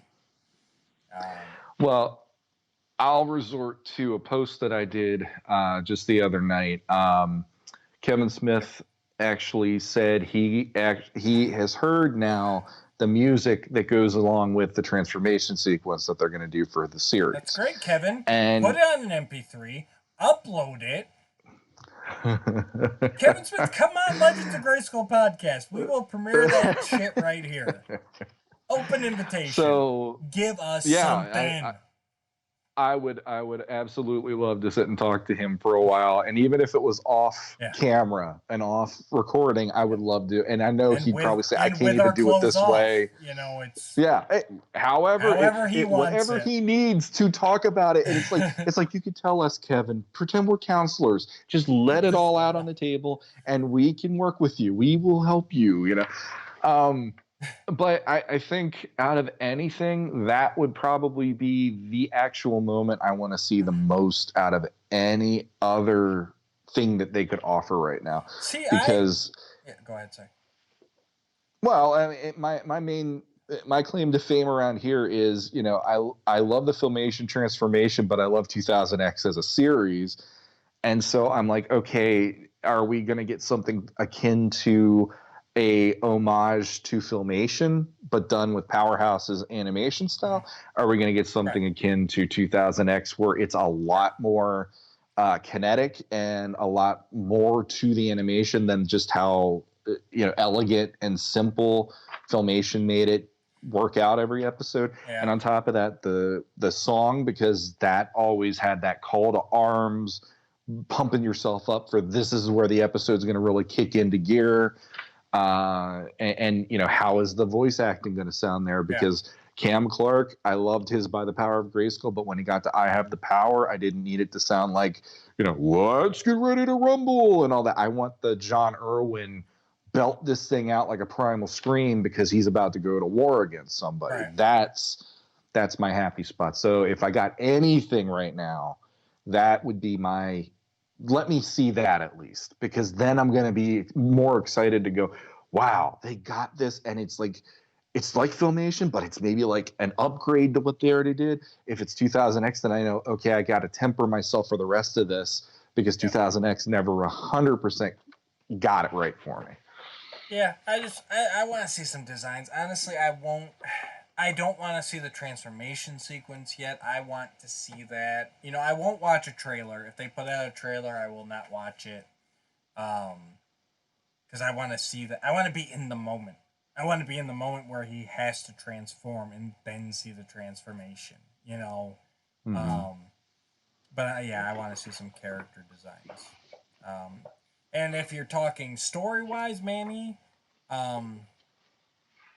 honestly, I want them to move forward. If they're really, for Revelation, if they're really doing Revelation as, okay, this happened after all of your 80s goodness, then I want to see all new stuff. And I want to see well-written stuff. I want to see these characters the way where they're instantly recognizable, they have their correct personalities, because there is a correct personality for all these characters. They've had it before. You can embellish here and there, especially on the lesser developed characters. But you need He-Man acting He-Man, Teela acting Teela. But as far as stories, I don't know what I want to see, because I want to see something I haven't seen before. You know, we say this all the time. Give me some... I don't want to see Dragon's Gift Part 2. I don't want to see return to the Sleepers Awaken. I want to see something new. If you're really doing this as a continuation, then you need to do all new stuff. And that's what I want to see. Mm-hmm. Yeah, I would like to just see that the whole series just builds to something at the end. It builds up to a whole and not have it be the one-off. And that's typically the way that a lot of these Netflix shows, I mean, like Voltron is a perfect and really good example of how you can start the series out and have it be, it feels kind of like home, but you're like, but this is doing something that it didn't do when I was a kid. And then when you see it from the beginning to the end, you legitimately feel like you've been on a journey with these characters, and you're also able to see characters done in a way that maybe they didn't do them originally. Like, I know Shiro was definitely a character that was obviously completely different than what they did originally. But yeah, just maybe having little subtle things about each character that adds something more than just Man at Arms is Man at Arms this time. Like having him have some sort of a weakness that makes it interesting for him to be in these situations. And if he's in a battle, that weakness shows. Like we talked about the power of fear not too long ago, and his fear in that book was he's getting too old to do what he's doing. He's too old to be a soldier. He's too old to be out there fighting with He-Man and everything. And something along those lines or whatever. Just giving it a little more robustness than what we could have had when we were kids, because when they were kids, it was syndicated for a reason, and it was written the way it was written for a reason. Here, you can have episode 1 building towards episode 8 or 12 or whatever it is, and you have an arc, and you can see these characters going on an arc throughout the series. And I really, like you said, it's the journey of, okay, we start with how we remember them perhaps in the story, but then by the end of it, you're seeing a whole new way of looking at these characters, and it makes them feel well-rounded. It makes them feel like that is the hope. And I mean, to be honest, even the She-Ra series, whether you loved it or hated it, they did manage to at least have, here's this overarching path that they were trying to go for. Now, whether they stuck the landing, it's a whole different matter, but I'm just saying, for those who loved it, those who hate it, whether they stuck the landing is one thing, but the fact that at least you saw a journey from Adora being a Horde, like a Horde cadet, going all the way through the course of it to her embracing who she is by the end of it and stuff. It's like, that's kind of their signature at Netflix, trying to do these series. So I'm hoping that they do the same with Masters. Yeah. And then we have 2 more, and then we're good. All right. So new comment here, Skella Vader. So new listener. Welcome, Skella Vader. What unannounced Motu Origins figures is at the top of your wish list? For him, Stinkor is mine, and he better have a powerful patchouli stink. Oh, absolutely. He says. He wouldn't be Stinkor without it. And they'll probably put him into the deluxe figure, and he'll probably come with a second head, and probably all the tanks and everything. So. Yeah, one would hope at least. Yeah. And maybe like some sort of aerosol. If he loses his stink, you can spray it on him or whatever. Like I knew they did that Moss Man deodorant or whatever years back. So it's like, why not? Well, I mean, good question, Skelevator. Again, I'm going to preface this by saying I'm not the biggest Origins guy. I'm just picking up some stuff that my kids like, and a couple figures here and there. But I will say, just because he needs more love, one of my favorite obscure characters, Snout Spout. They need to get Snout Spout. Get those later wave characters here soon. I mean, they've already done Clamp Champ, or they've got Clamp Champ coming. I want to see Snout Spout. Get him back out there. He has not had enough love since the 80s. Nice. Okay. I'm kind of curious to see what a Fisto would look like in the line. Yeah. He hasn't been announced yet, and like what's going to be his deal. And I'm with Origins. I guess I got to admit, I'm the sort of person that says they're always doing these little Easter eggs on the box art of potential things that we might be getting. So my main one that I would love is the Skeleton Warriors that they have. They have it. I think so. Yeah, they have like the tunic, like Skeletor, where they even have the bat on them, if I remember right. And it's like I would just love to get something like that, because in classics, I know you're a fan of the Robot Knights, but I'm a fan of the Skelecons, or the Skelecons, I should say. And those like I absolutely love them. I still want to get 1 or 2 more if possible. And if they made those Skeleton Warriors on top of that for Origins, I'd have to get at least a handful of those, because those would be great to just have as here's this unbreachable army around Skeletor, and then on top of that, you got Beastman, Merman, Trapjaw, Evelyn, everybody. So that for me, that's fun. And then they had like a Minotaur guy or something on the one box art that I'm like, who is?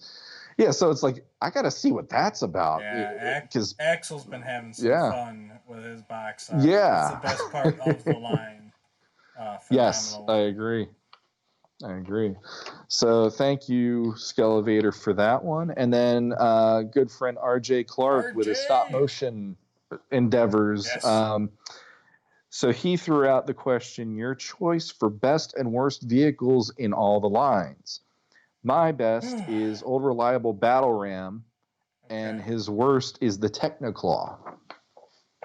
Technoclaw. That must have been a New Adventures vehicle.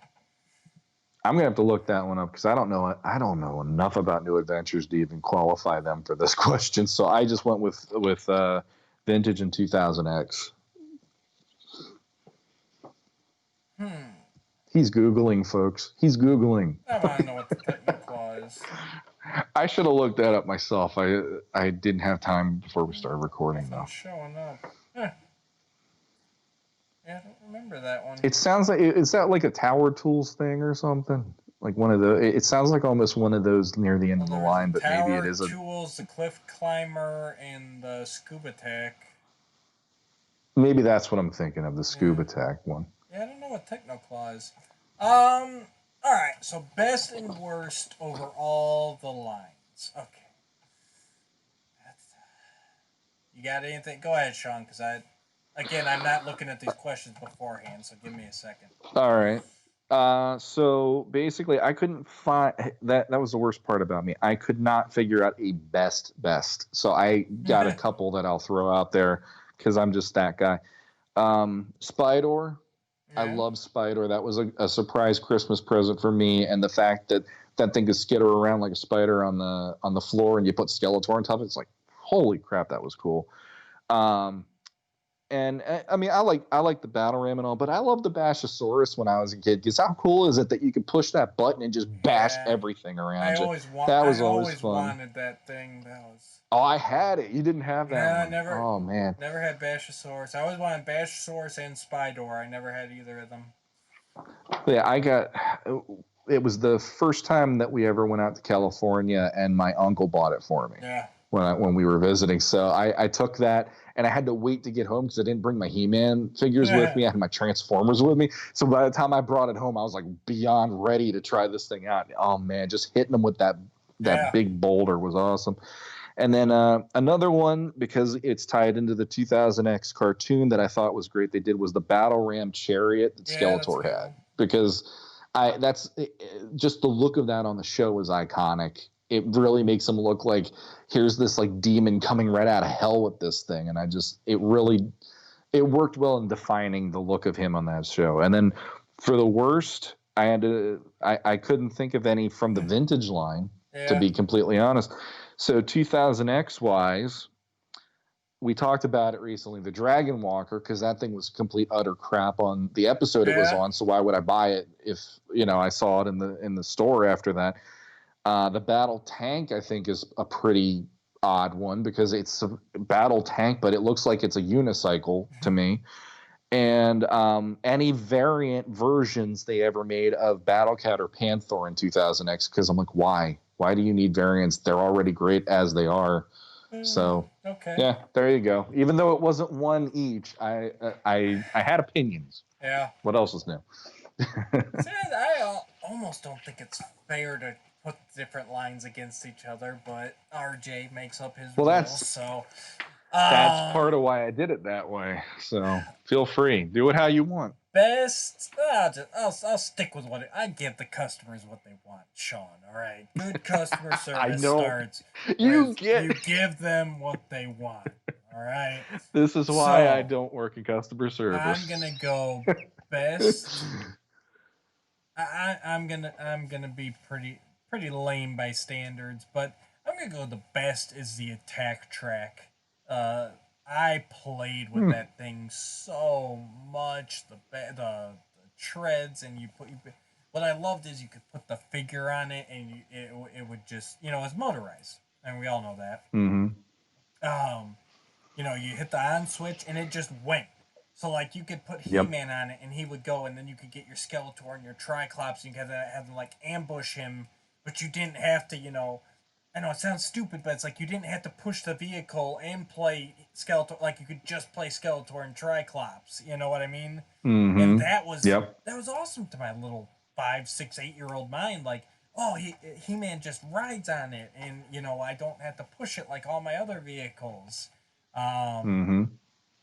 So that and just the design, the red and the blue, and Attack Track was one of my favorite vintage vehicles. I played with that thing nonstop. Um, and yeah, for the worst, I mean, if we're going all lines, yeah, I gotta come up to 2000X.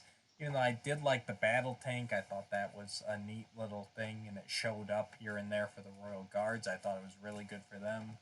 I'm gonna say the worst was that War Whale, the heroic water vehicle they came out with. That thing was just. Okay.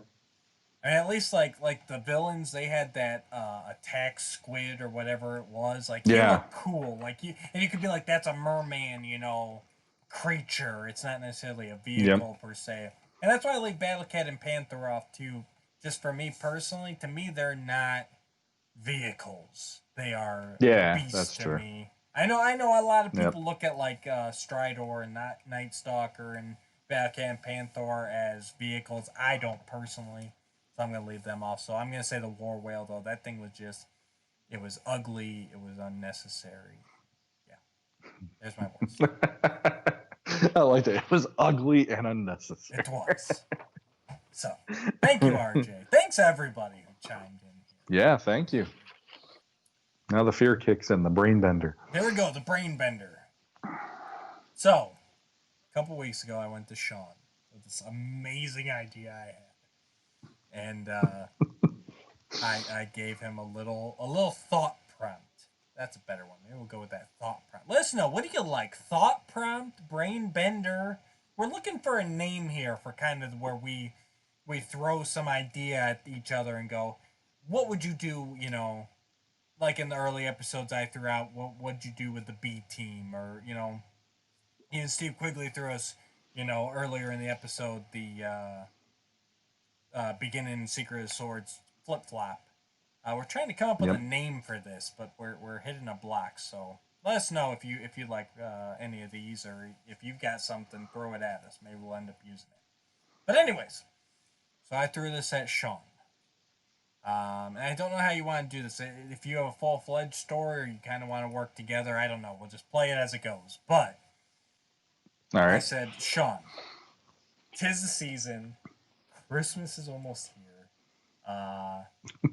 Everyone's we've got our trees up, we've got our porches lit, the mistletoe is hanging, we're all set. The only thing left is to sit down and watch our Hallmark movie marathon. You know, all I want for Christmas. Christmas is all I want. Love under the mistletoe, mistletoe with the love. All those Hallmark holiday movies that you know and love.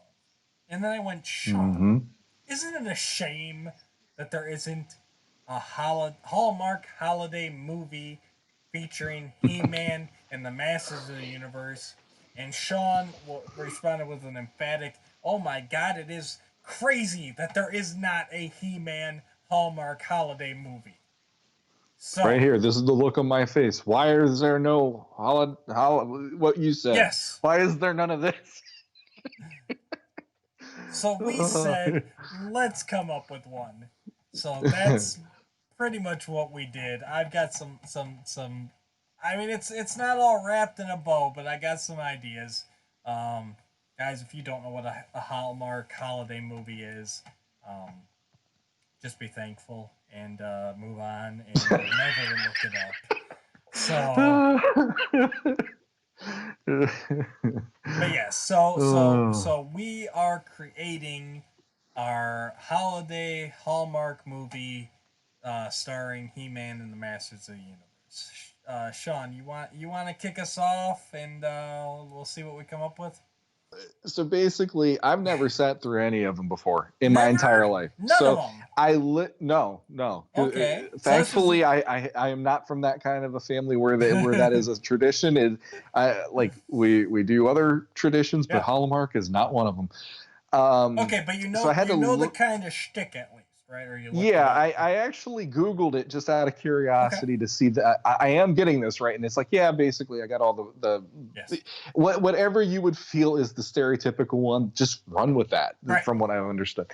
So I had two that I was kicking around. The one of which it almost was like it wouldn't be the romance angle. So I'm like, okay, I'm automatically no. No, there's gotta be romance angle. Absolutely. Yeah. Yes. So there are still three options that I have here. And I'm not saying I have any of them figured out, but the three options that I came up with, and this is using I found a website that said the top 10 things that you need to find in a Hallmark movie in order to make it one of these. So I'm like, okay, what ones do these work with or whatever? So one of them was the kids helping to push a single parent into a relationship. Nice. So what I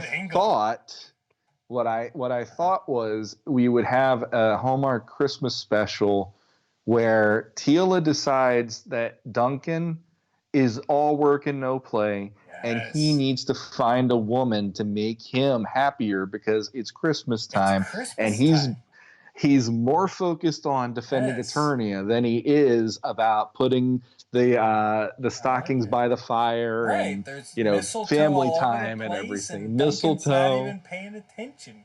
He's building more dragon walkers. He's building more dragon walkers because the first ones were complete and utter shit.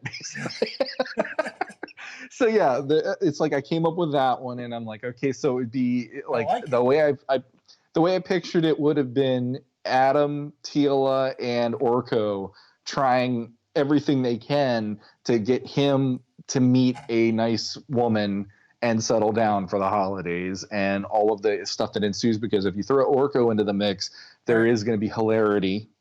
And there's going to be the heart-to-heart moments with Tila that would make all the women start getting a little misty-eyed because it's them talking to their dads and hoping their dads are happy. And then the whole thing with him and Adam's just kind of going, I'm just here because Tila told me if I don't help, I'm going to get my ass kicked. So I'm here to help, basically. And kind of give the guys at least that. She's not going to give me my Christmas present. Yeah, exactly. She won't kiss me under the mistletoe unless I help with this. So here I am. I'd rather be fishing.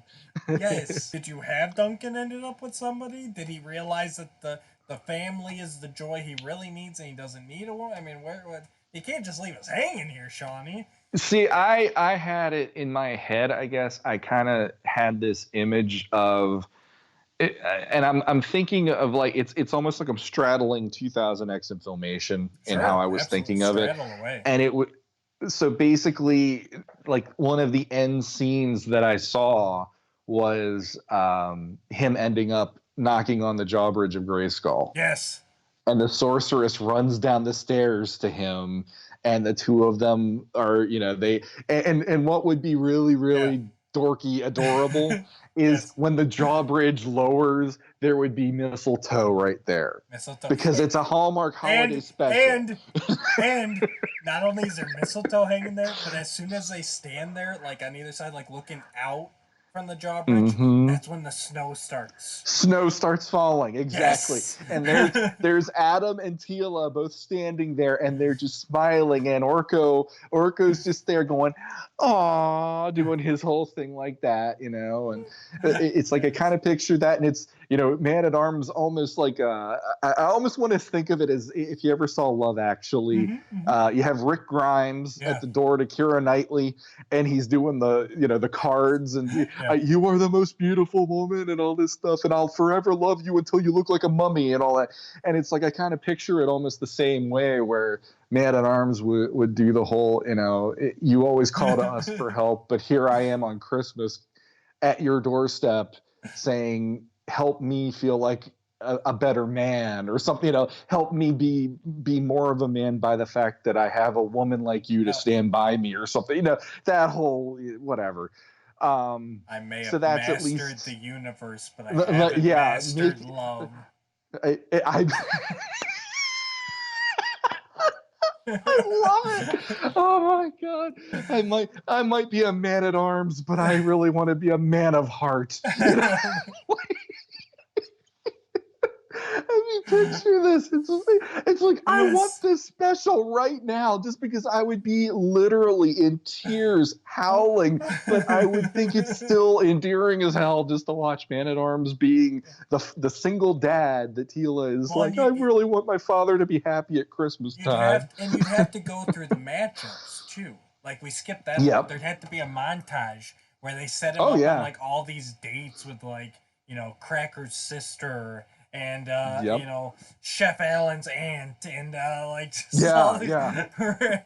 random palace people and I love Oh, that would be awesome. it. And like Orko doing some sort of a spell to make him look younger, and Yeah. it turns him into a baby or something. So it turns really wrong just because it's Orko, you know, or I don't know, whatever. They make him shave his mustache. Yeah, that Yeah, exactly. you get the variant. It's like Orko. I could just see it now. And then yeah, I can see the and then like Tila tries to figure like why isn't he? He's not you know he's not getting a connection with anybody, and she's like, well, why not? And well, why doesn't Dad celebrate Christmas anymore? And then I can picture like digging through the attic because they always have old papers up in the attic, and she Yep. finds like old pictures of him and the sorceress together and stuff. And Yep. yeah, He's holding the egg that would become Tila. Because she was found in a nest. I mean, why not? You know. Oh my god. Oh, I don't. Yes. Yes. So that was one, because I'm like, out of any single parent in that entire universe, I love Man it. at Arms is ripe for this. It would be. Perfect. I mean, especially him being so business all the time, even in Filmation. He really didn't like. Even if he had a day off, he never ever dressed anything other than the way that he has armor on all the freaking time. Right.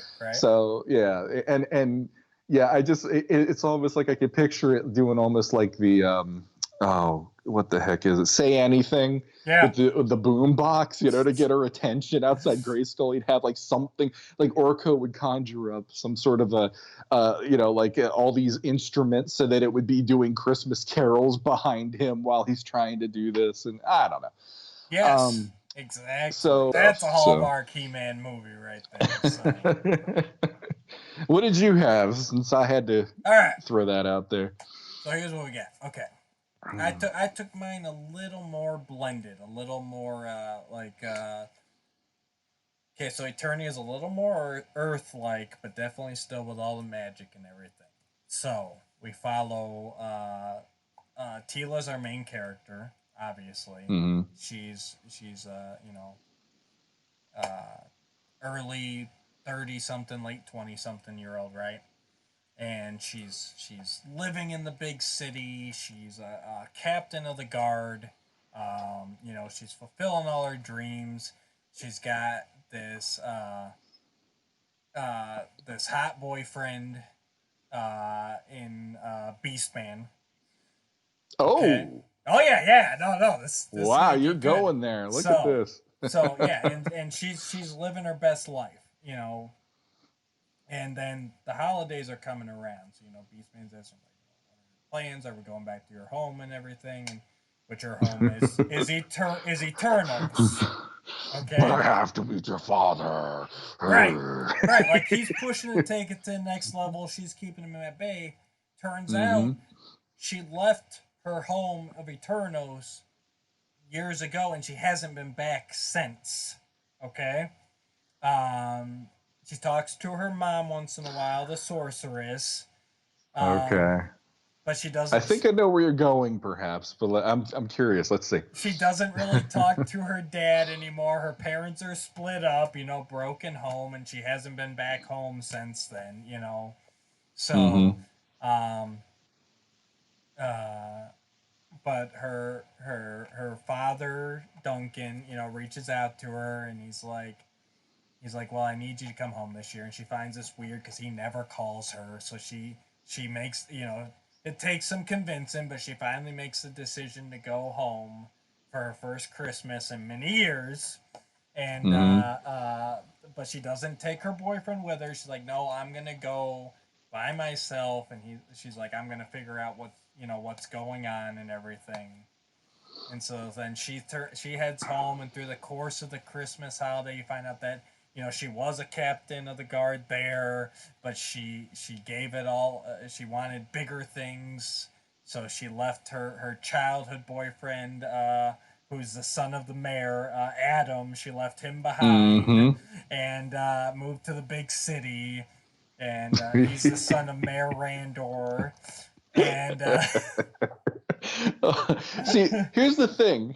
While Yeah. you talk about this, I'm actually I'm casting this in my head. Yes. Because I saw photos of some of the women that have been in these movies as well as some of the guys. So, I mean, I saw just by chance, Brandon Routh, Superman from Superman Returns of all people, was in one he was a firefighter and a cat, apparently. And that's all I saw was he's holding a cat and he's smiling, and I'm like, oh, look at Brandon Routh, that's nice. It's like I picture Brandon Routh being Adam, because what the heck, he's got that superhero look about him. And is it Sam Elliott with the big mustache? He was in one, so I'm picturing him as Man at Arms. And then Candace Cameron would be Tila. And then I'm trying to think of who Beastman would be. He's the only one that's I can't figure that one out. But it's I kind of have it in my head already. It's Sorceress. I don't really know who Sorceress would be either. I'm trying to think of an older actress that would fit that part. Christina Pickles again. Okay, let's do it. Why not? But yeah, so she comes home and she meets up with through the course of the event she talks to her dad. They're still kind of not on speaking terms. Turns out they had a rift because he wanted her to settle down, stay in Eternos, but she wanted better things, and he thought Adam was really good for her, and she was just tired of his immaturity and everything else. And I do still have the dual identity in mind. There is a He-Man still here. He-Man. Okay. He-Man is he's the head of the big corporation in town. That does a lot of good. They're really giving to the community and everything. He calls it the Power of Grayskull Foundation. The Power of Grayskull Foundation, which her mom, the sorceress, works at. Well, there you go. She works at Grayskull, okay? I can't get away from work. I never go home. I'm always stuck here all the time. And that's why her parents split up. You got it. You're on the same track. Duncan's like, I'm done with this. I can't. That job is everything. You're in that freaking Grayskull all the time. But so Adam's the head of it, operating under He-Man. But she doesn't know that he's the head of it. This is something that's popped up since she left town. And then you've got the Grayskull the Grayskull Corporation's having a little bit of trouble, and they're facing a buyout. You got to have a big buyout. The whole town's at risk if Grayskull gets bought out. By this other corporation known as Snake Mountain. They're looking to buy out Grayskull. And they're headed up by their CEO is Skeletor. So yeah, he's looking to buy out Grayskull. Tila's dealing with, she's obviously she runs into Adam. He's really, he's looking mature, he's looking fit, but she's but he's still putting that persona off that, he's this immature playboy, and she's like, you're just like I remembered. They'll have a meet cute, and they'll get along, and and they'll have their little adventures. And then towards the end there, Beastman actually shows up in town, and it actually turns out that he was working for Snake Mountain this whole time, and he was trying to get close to her mom so that he could help get her to sell out to Snake Mountain, sell out Grayskull Oh, to I like it. Skeletor. I like that. Yeah, right. That's like some M. Night Shyamalan Hallmark movie special writing there. I like that though. It's so eventually, but before that, like she's like like there you got that moment where like Adam and Tila are like sitting and like this, like I said, the snow starts falling, they're about to kiss, and of course that's when like Beastman like gets off the bus like, hey Tila, and it's like, oh god, what was I about to do? Yep. And she's like, Well, she writes Adam off. She's like, I can't see you Yep. again, we can't do this, I've got a good life Yep. going here. And he's like, you don't know who Beastman really is. Exactly. And right before that kiss, Yeah. they would have that moment where they're looking at each other and she'd just say to him, if you were just a little more like this before, I might not have ever left town. Yes. You got it. You got it. Oh.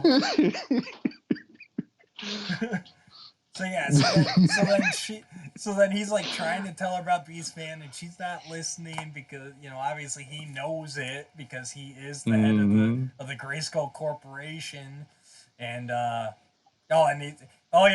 pictured a lot of antics between Adam and Mayor Randor, like he's always getting in trouble around town, and like Randor's like we're trying to keep this town clean. You knocked over the banners again. We got the big Christmas tree and you knocked it over.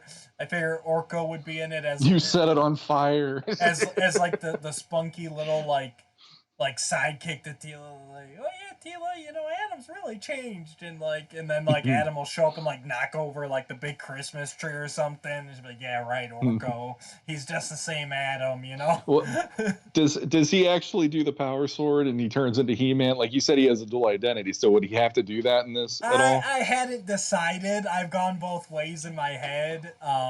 Here's one thing that I would say: if you have it where he pulls out the power sword and does the incantation, he has to do it near the Christmas tree, but behind it because it's such a huge tree, and it's like this is the only place he could hide. So he does it, and it catches the whole damn tree on fire, and that's the whole big thing.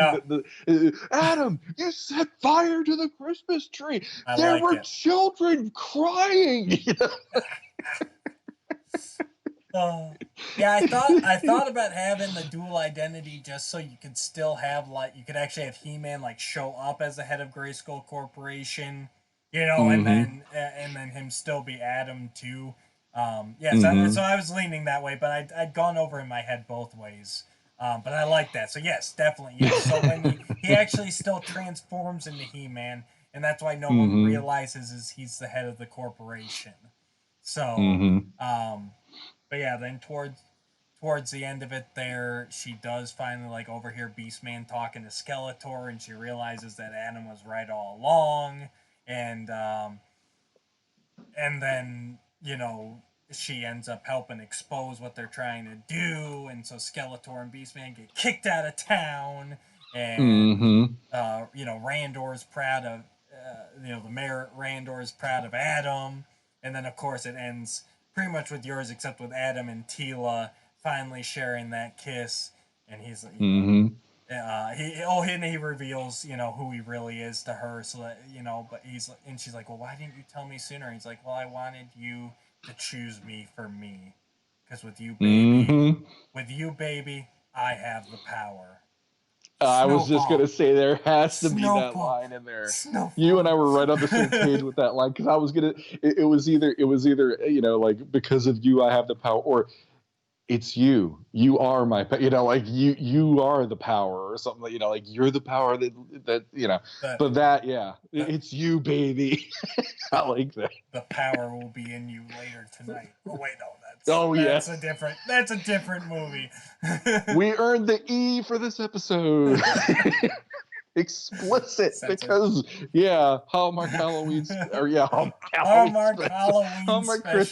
Hallmark Christmas special went off the rails. It turned into a really weird porn. Oh god. Oh, and my working title is A Very Grayskull Christmas. So that's my working title. I'm not saying that'll be the final, but that's what I've been operating under. So yeah, that's my He-Man I- Hallmark holiday movie. I honestly think with mine, because I still like the Duncan, the matchmaking for No, I like Christmas, that. it would be called it would be called Master of Hearts. Master. or Man of Hearts, I guess, instead of Man at Arms, Man of Hearts. I like yours, and in yours, I view Adam and Tila as like the 2000X. I view them as like the young, like the teenage, Adam and Tila running around pulling the strings. Yeah, so. but that there would be that whole like you said, she's looking at the photos, she's seeing him smile in the photos. She hasn't seen him smile in years, and all that kind of stuff. And it's the whole. Well, that's what he needs. It's Christmas time. Who wants to be alone at Christmas? And all that kind of stuff. And I did real quick. I think I lost track of it in there, but there is a subplot with Duncan and the Sorceress where in mine they do end up back together again. So don't worry, guys. I was gonna take care of that. So, like I said, not a fully fleshed out idea, but I thought that was fun, and it's been roaming around in my mind the past few weeks, and I'm like, okay, this we can do. The other option for the end of this is if Man at Arms doesn't end up finding that woman. Yeah, and we could actually throw it off the rails and do that. We could take a little page from Love Actually, where Orko is just there in his at the palace, and he's all sad because he's alone on Christmas too, and all of a sudden there's a knock at the door and there's Man at Arms, and he's holding out a couple of drinks. He's just like, let's just get pissed and watch something crazy on TV, and they get together. It's like he's like, little buddy, he's like, you make me happy, and it's the whole thing. But no, okay. So put that earlier, because I still want Duncan and the Sorceress to wind up together. All right? But earlier, yes. It turns after out, one of his really bad dates, he shows up and the two of them are hanging out. Yeah, that'd be good. He hangs out with Orko, and they're like sitting there watching TV or whatever, and Orko's like, "Oh, I'll cheer you up," and he does like a magic trick, and he, like Duncan had just cracked a fresh beer and he's drinking, and Orko does a magic trick and it spills everywhere. Orko! Yeah, exactly. And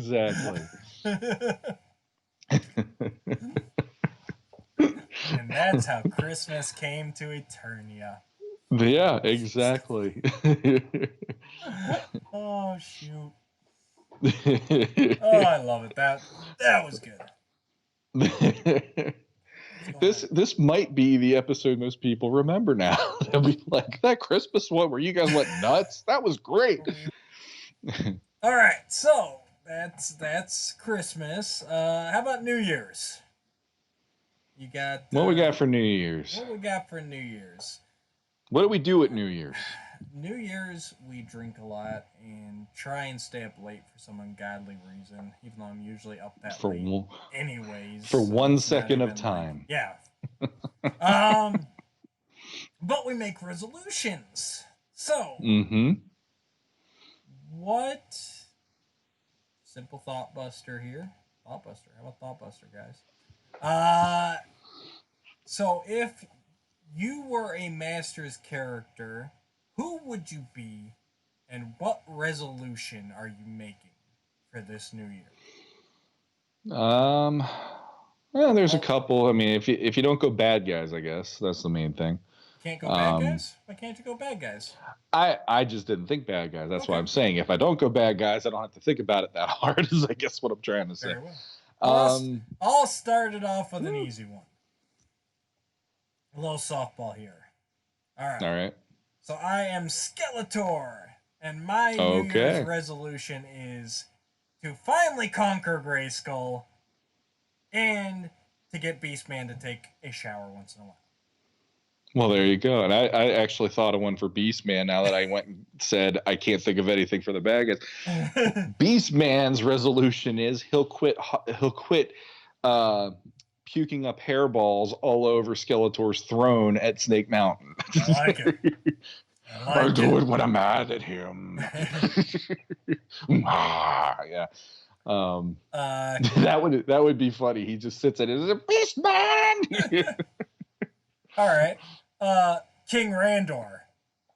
All right. This is the year. I'll be nicer to Adam. I'm going to take him under my wing. I'm going to teach him, everything I know. January 2nd. Adam, get out of my sight. I'm done with you. I don't know what to do with that boy. That boy. And then he looks at Marlena. That's your side of the family. The obvious one for me would be Orko. Orko resolves to actually make something happen that goes right in 2021, and he would list all the ways that it went wrong, and he has all the turned Man-at-Arms into a baby, Prince Adam's power sword disappeared for a week, and they had to figure out how to have He-Man without the power. So he just go through the whole thing and just like, I just like to have something happen once going my way, or whatever. So okay, Triclops is finally going to get that Lasix with his buy one, get one free coupon. Okay, how about this? Sorceress resolves to just step foot out of Castle Grayskull and take a walk once a day. Just once a day, Sorceress. That's it. Baby steps. I'm always so cooped up. Oh God. That's just I don't know if I can I don't know if I can follow that. That was Trapjaw resolves to get some orthodontics this year because he's so tired of his underbite. I bite my tongue all the time. I keep biting my tongue in the mouth slit. It's maddening. It's maddening. Thank you, Venture Brothers, for that one. That was one of my favorite things with Hank when he would dress up as the Bat, and he just keep talking through the mouth slit. And his tongue, my tongue is getting stuck in the mouth slit. It's maddening. Okay. Mermista is finally going to do something to get rid of that fishy smell down there.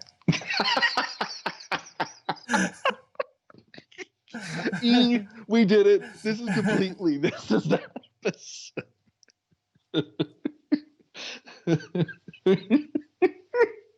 Merman resolves to stop asking Skeletor, do you ever get that not so fresh feeling?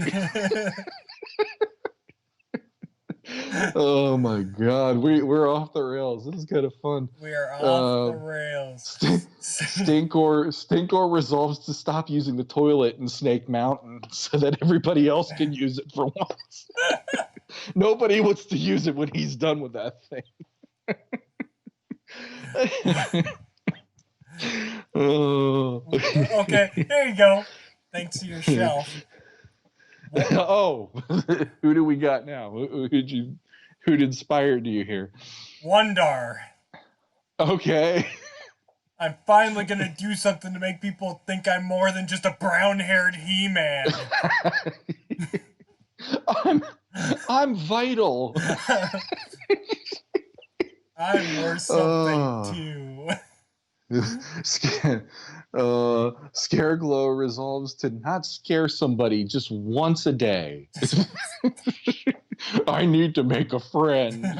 I resolve to make a friend instead of scare people all the time.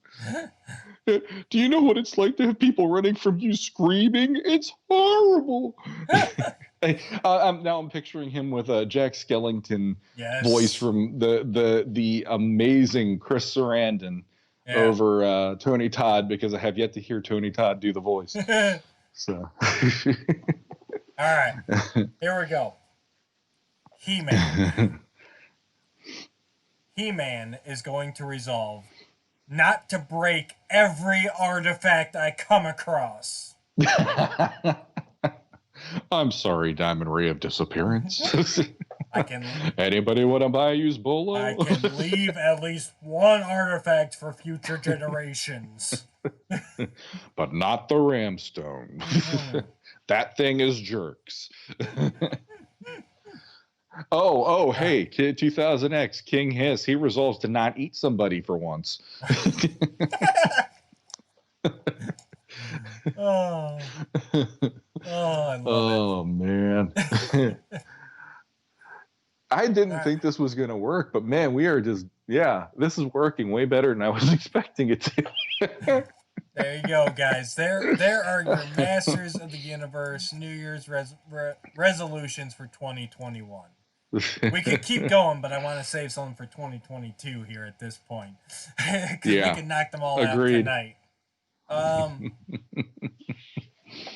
So yeah, how about you personally, Sean? What you got any resolves for the new year? I never do resolutions because usually within the first week I forget that I have resolutions. I'm one of those people. I would say if there's anything that I should do on a personal level, it would probably be to give up soda, because that has been the thing that's been the bane of my existence for quite a while now. And it's a hard habit to break, as Chicago once said. Yes. But but yeah, that would be a nice goal to achieve in 2021 if all goes well. So, what about you? I'm basically going to continue. Last year, I resolved similar thing. Actually, I just wanted to get healthier. I did quit the soda. I start portions. I've been a lot about portion control this year. I started in January of 2020. I was the heaviest I've ever been at 255 pounds.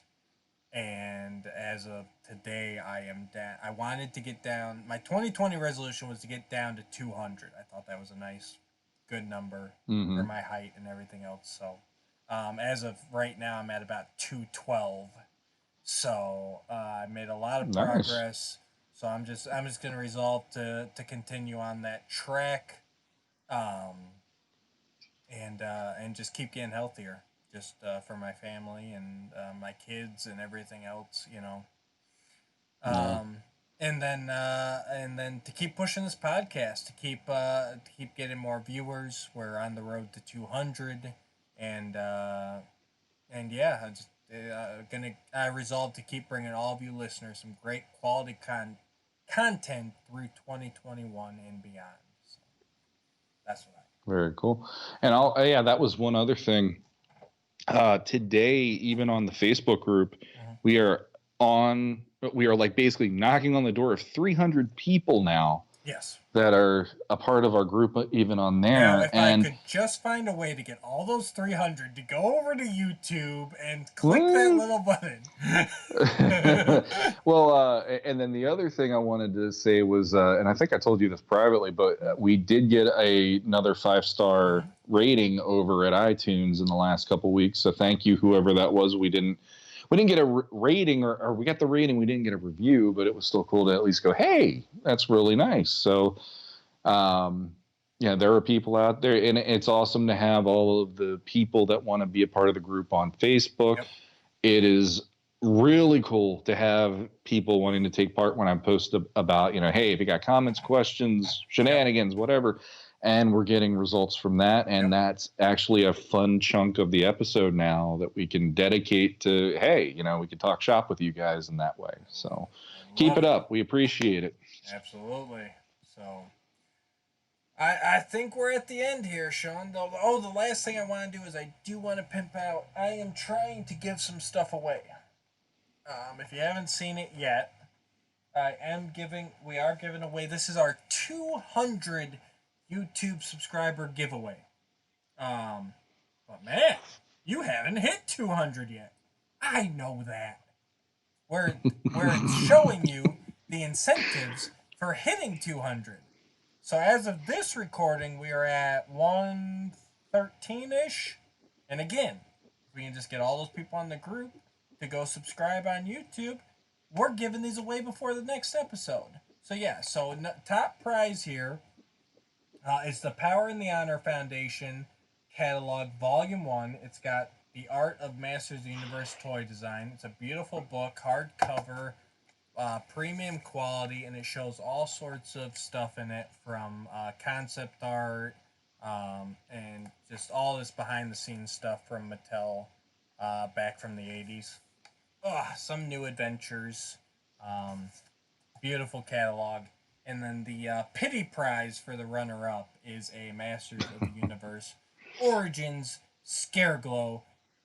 Mint on card, but it did ship from Walmart, so I mean there are some imperfections. So, but it is unpunched. But and it's also a Scareglow, which no matter what version you're looking for is a high commodity nowadays. Exactly. So there you go. So, how do I get in on this? Be subscribed to us on YouTube. Send me a screenshot that shows subscribed. And yeah, you can find me on Facebook. You can post it up down below in the comments here.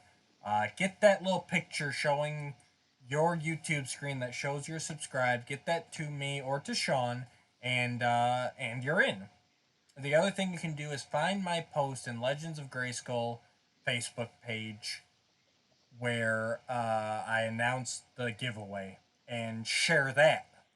So you can get up to everyone can get up to 2 entries if you subscribe to us, you're in, and then if you share that post, you're in. So, and then once we hit 200, we'll give her away. Simple, Nice, easy peasy. And then I do want to say, so this is it for us for 2020. And so actually our next episode will be our 1-year anniversary, Shawn. Can you believe that? That's nuts. Yeah. No, like seriously, it is crazy to Yeah. go like, wow, it felt like literally last week we just did the first episode that never got to air, unfortunately. So there you go. Well, that one I think was even earlier because we've been planning this since probably like summer of 2019 is probably when we started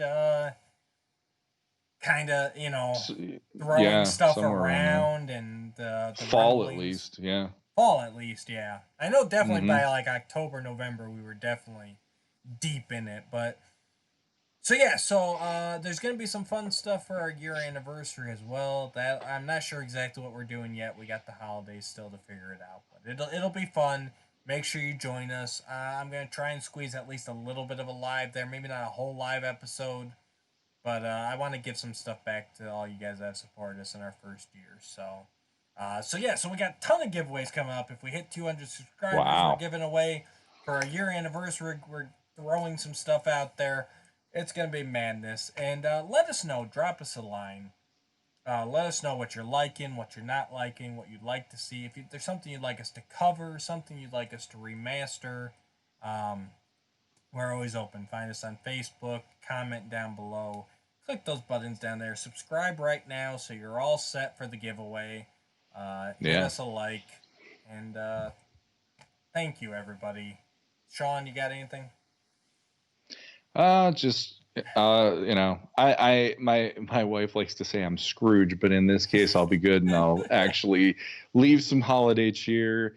Merry Christmas to all of the listeners, to our fans, everything, and happy holidays if you aren't into Christmas, and Happy New Year to everybody. Hopefully 2021 treats us a heck of a lot better than 2020. And yeah, it's a good positive way of ending the year for me to do this episode. I had more laughs than I was ready for tonight. This was great. So I'll do it first this time. Until next time. All right, guys. Thanks for tuning in. Thanks for joining us. We appreciate each and every one of you. Stay safe. Happy holidays. Merry Christmas. Happy Hanukkah. And Happy New Year. Until next time, guys.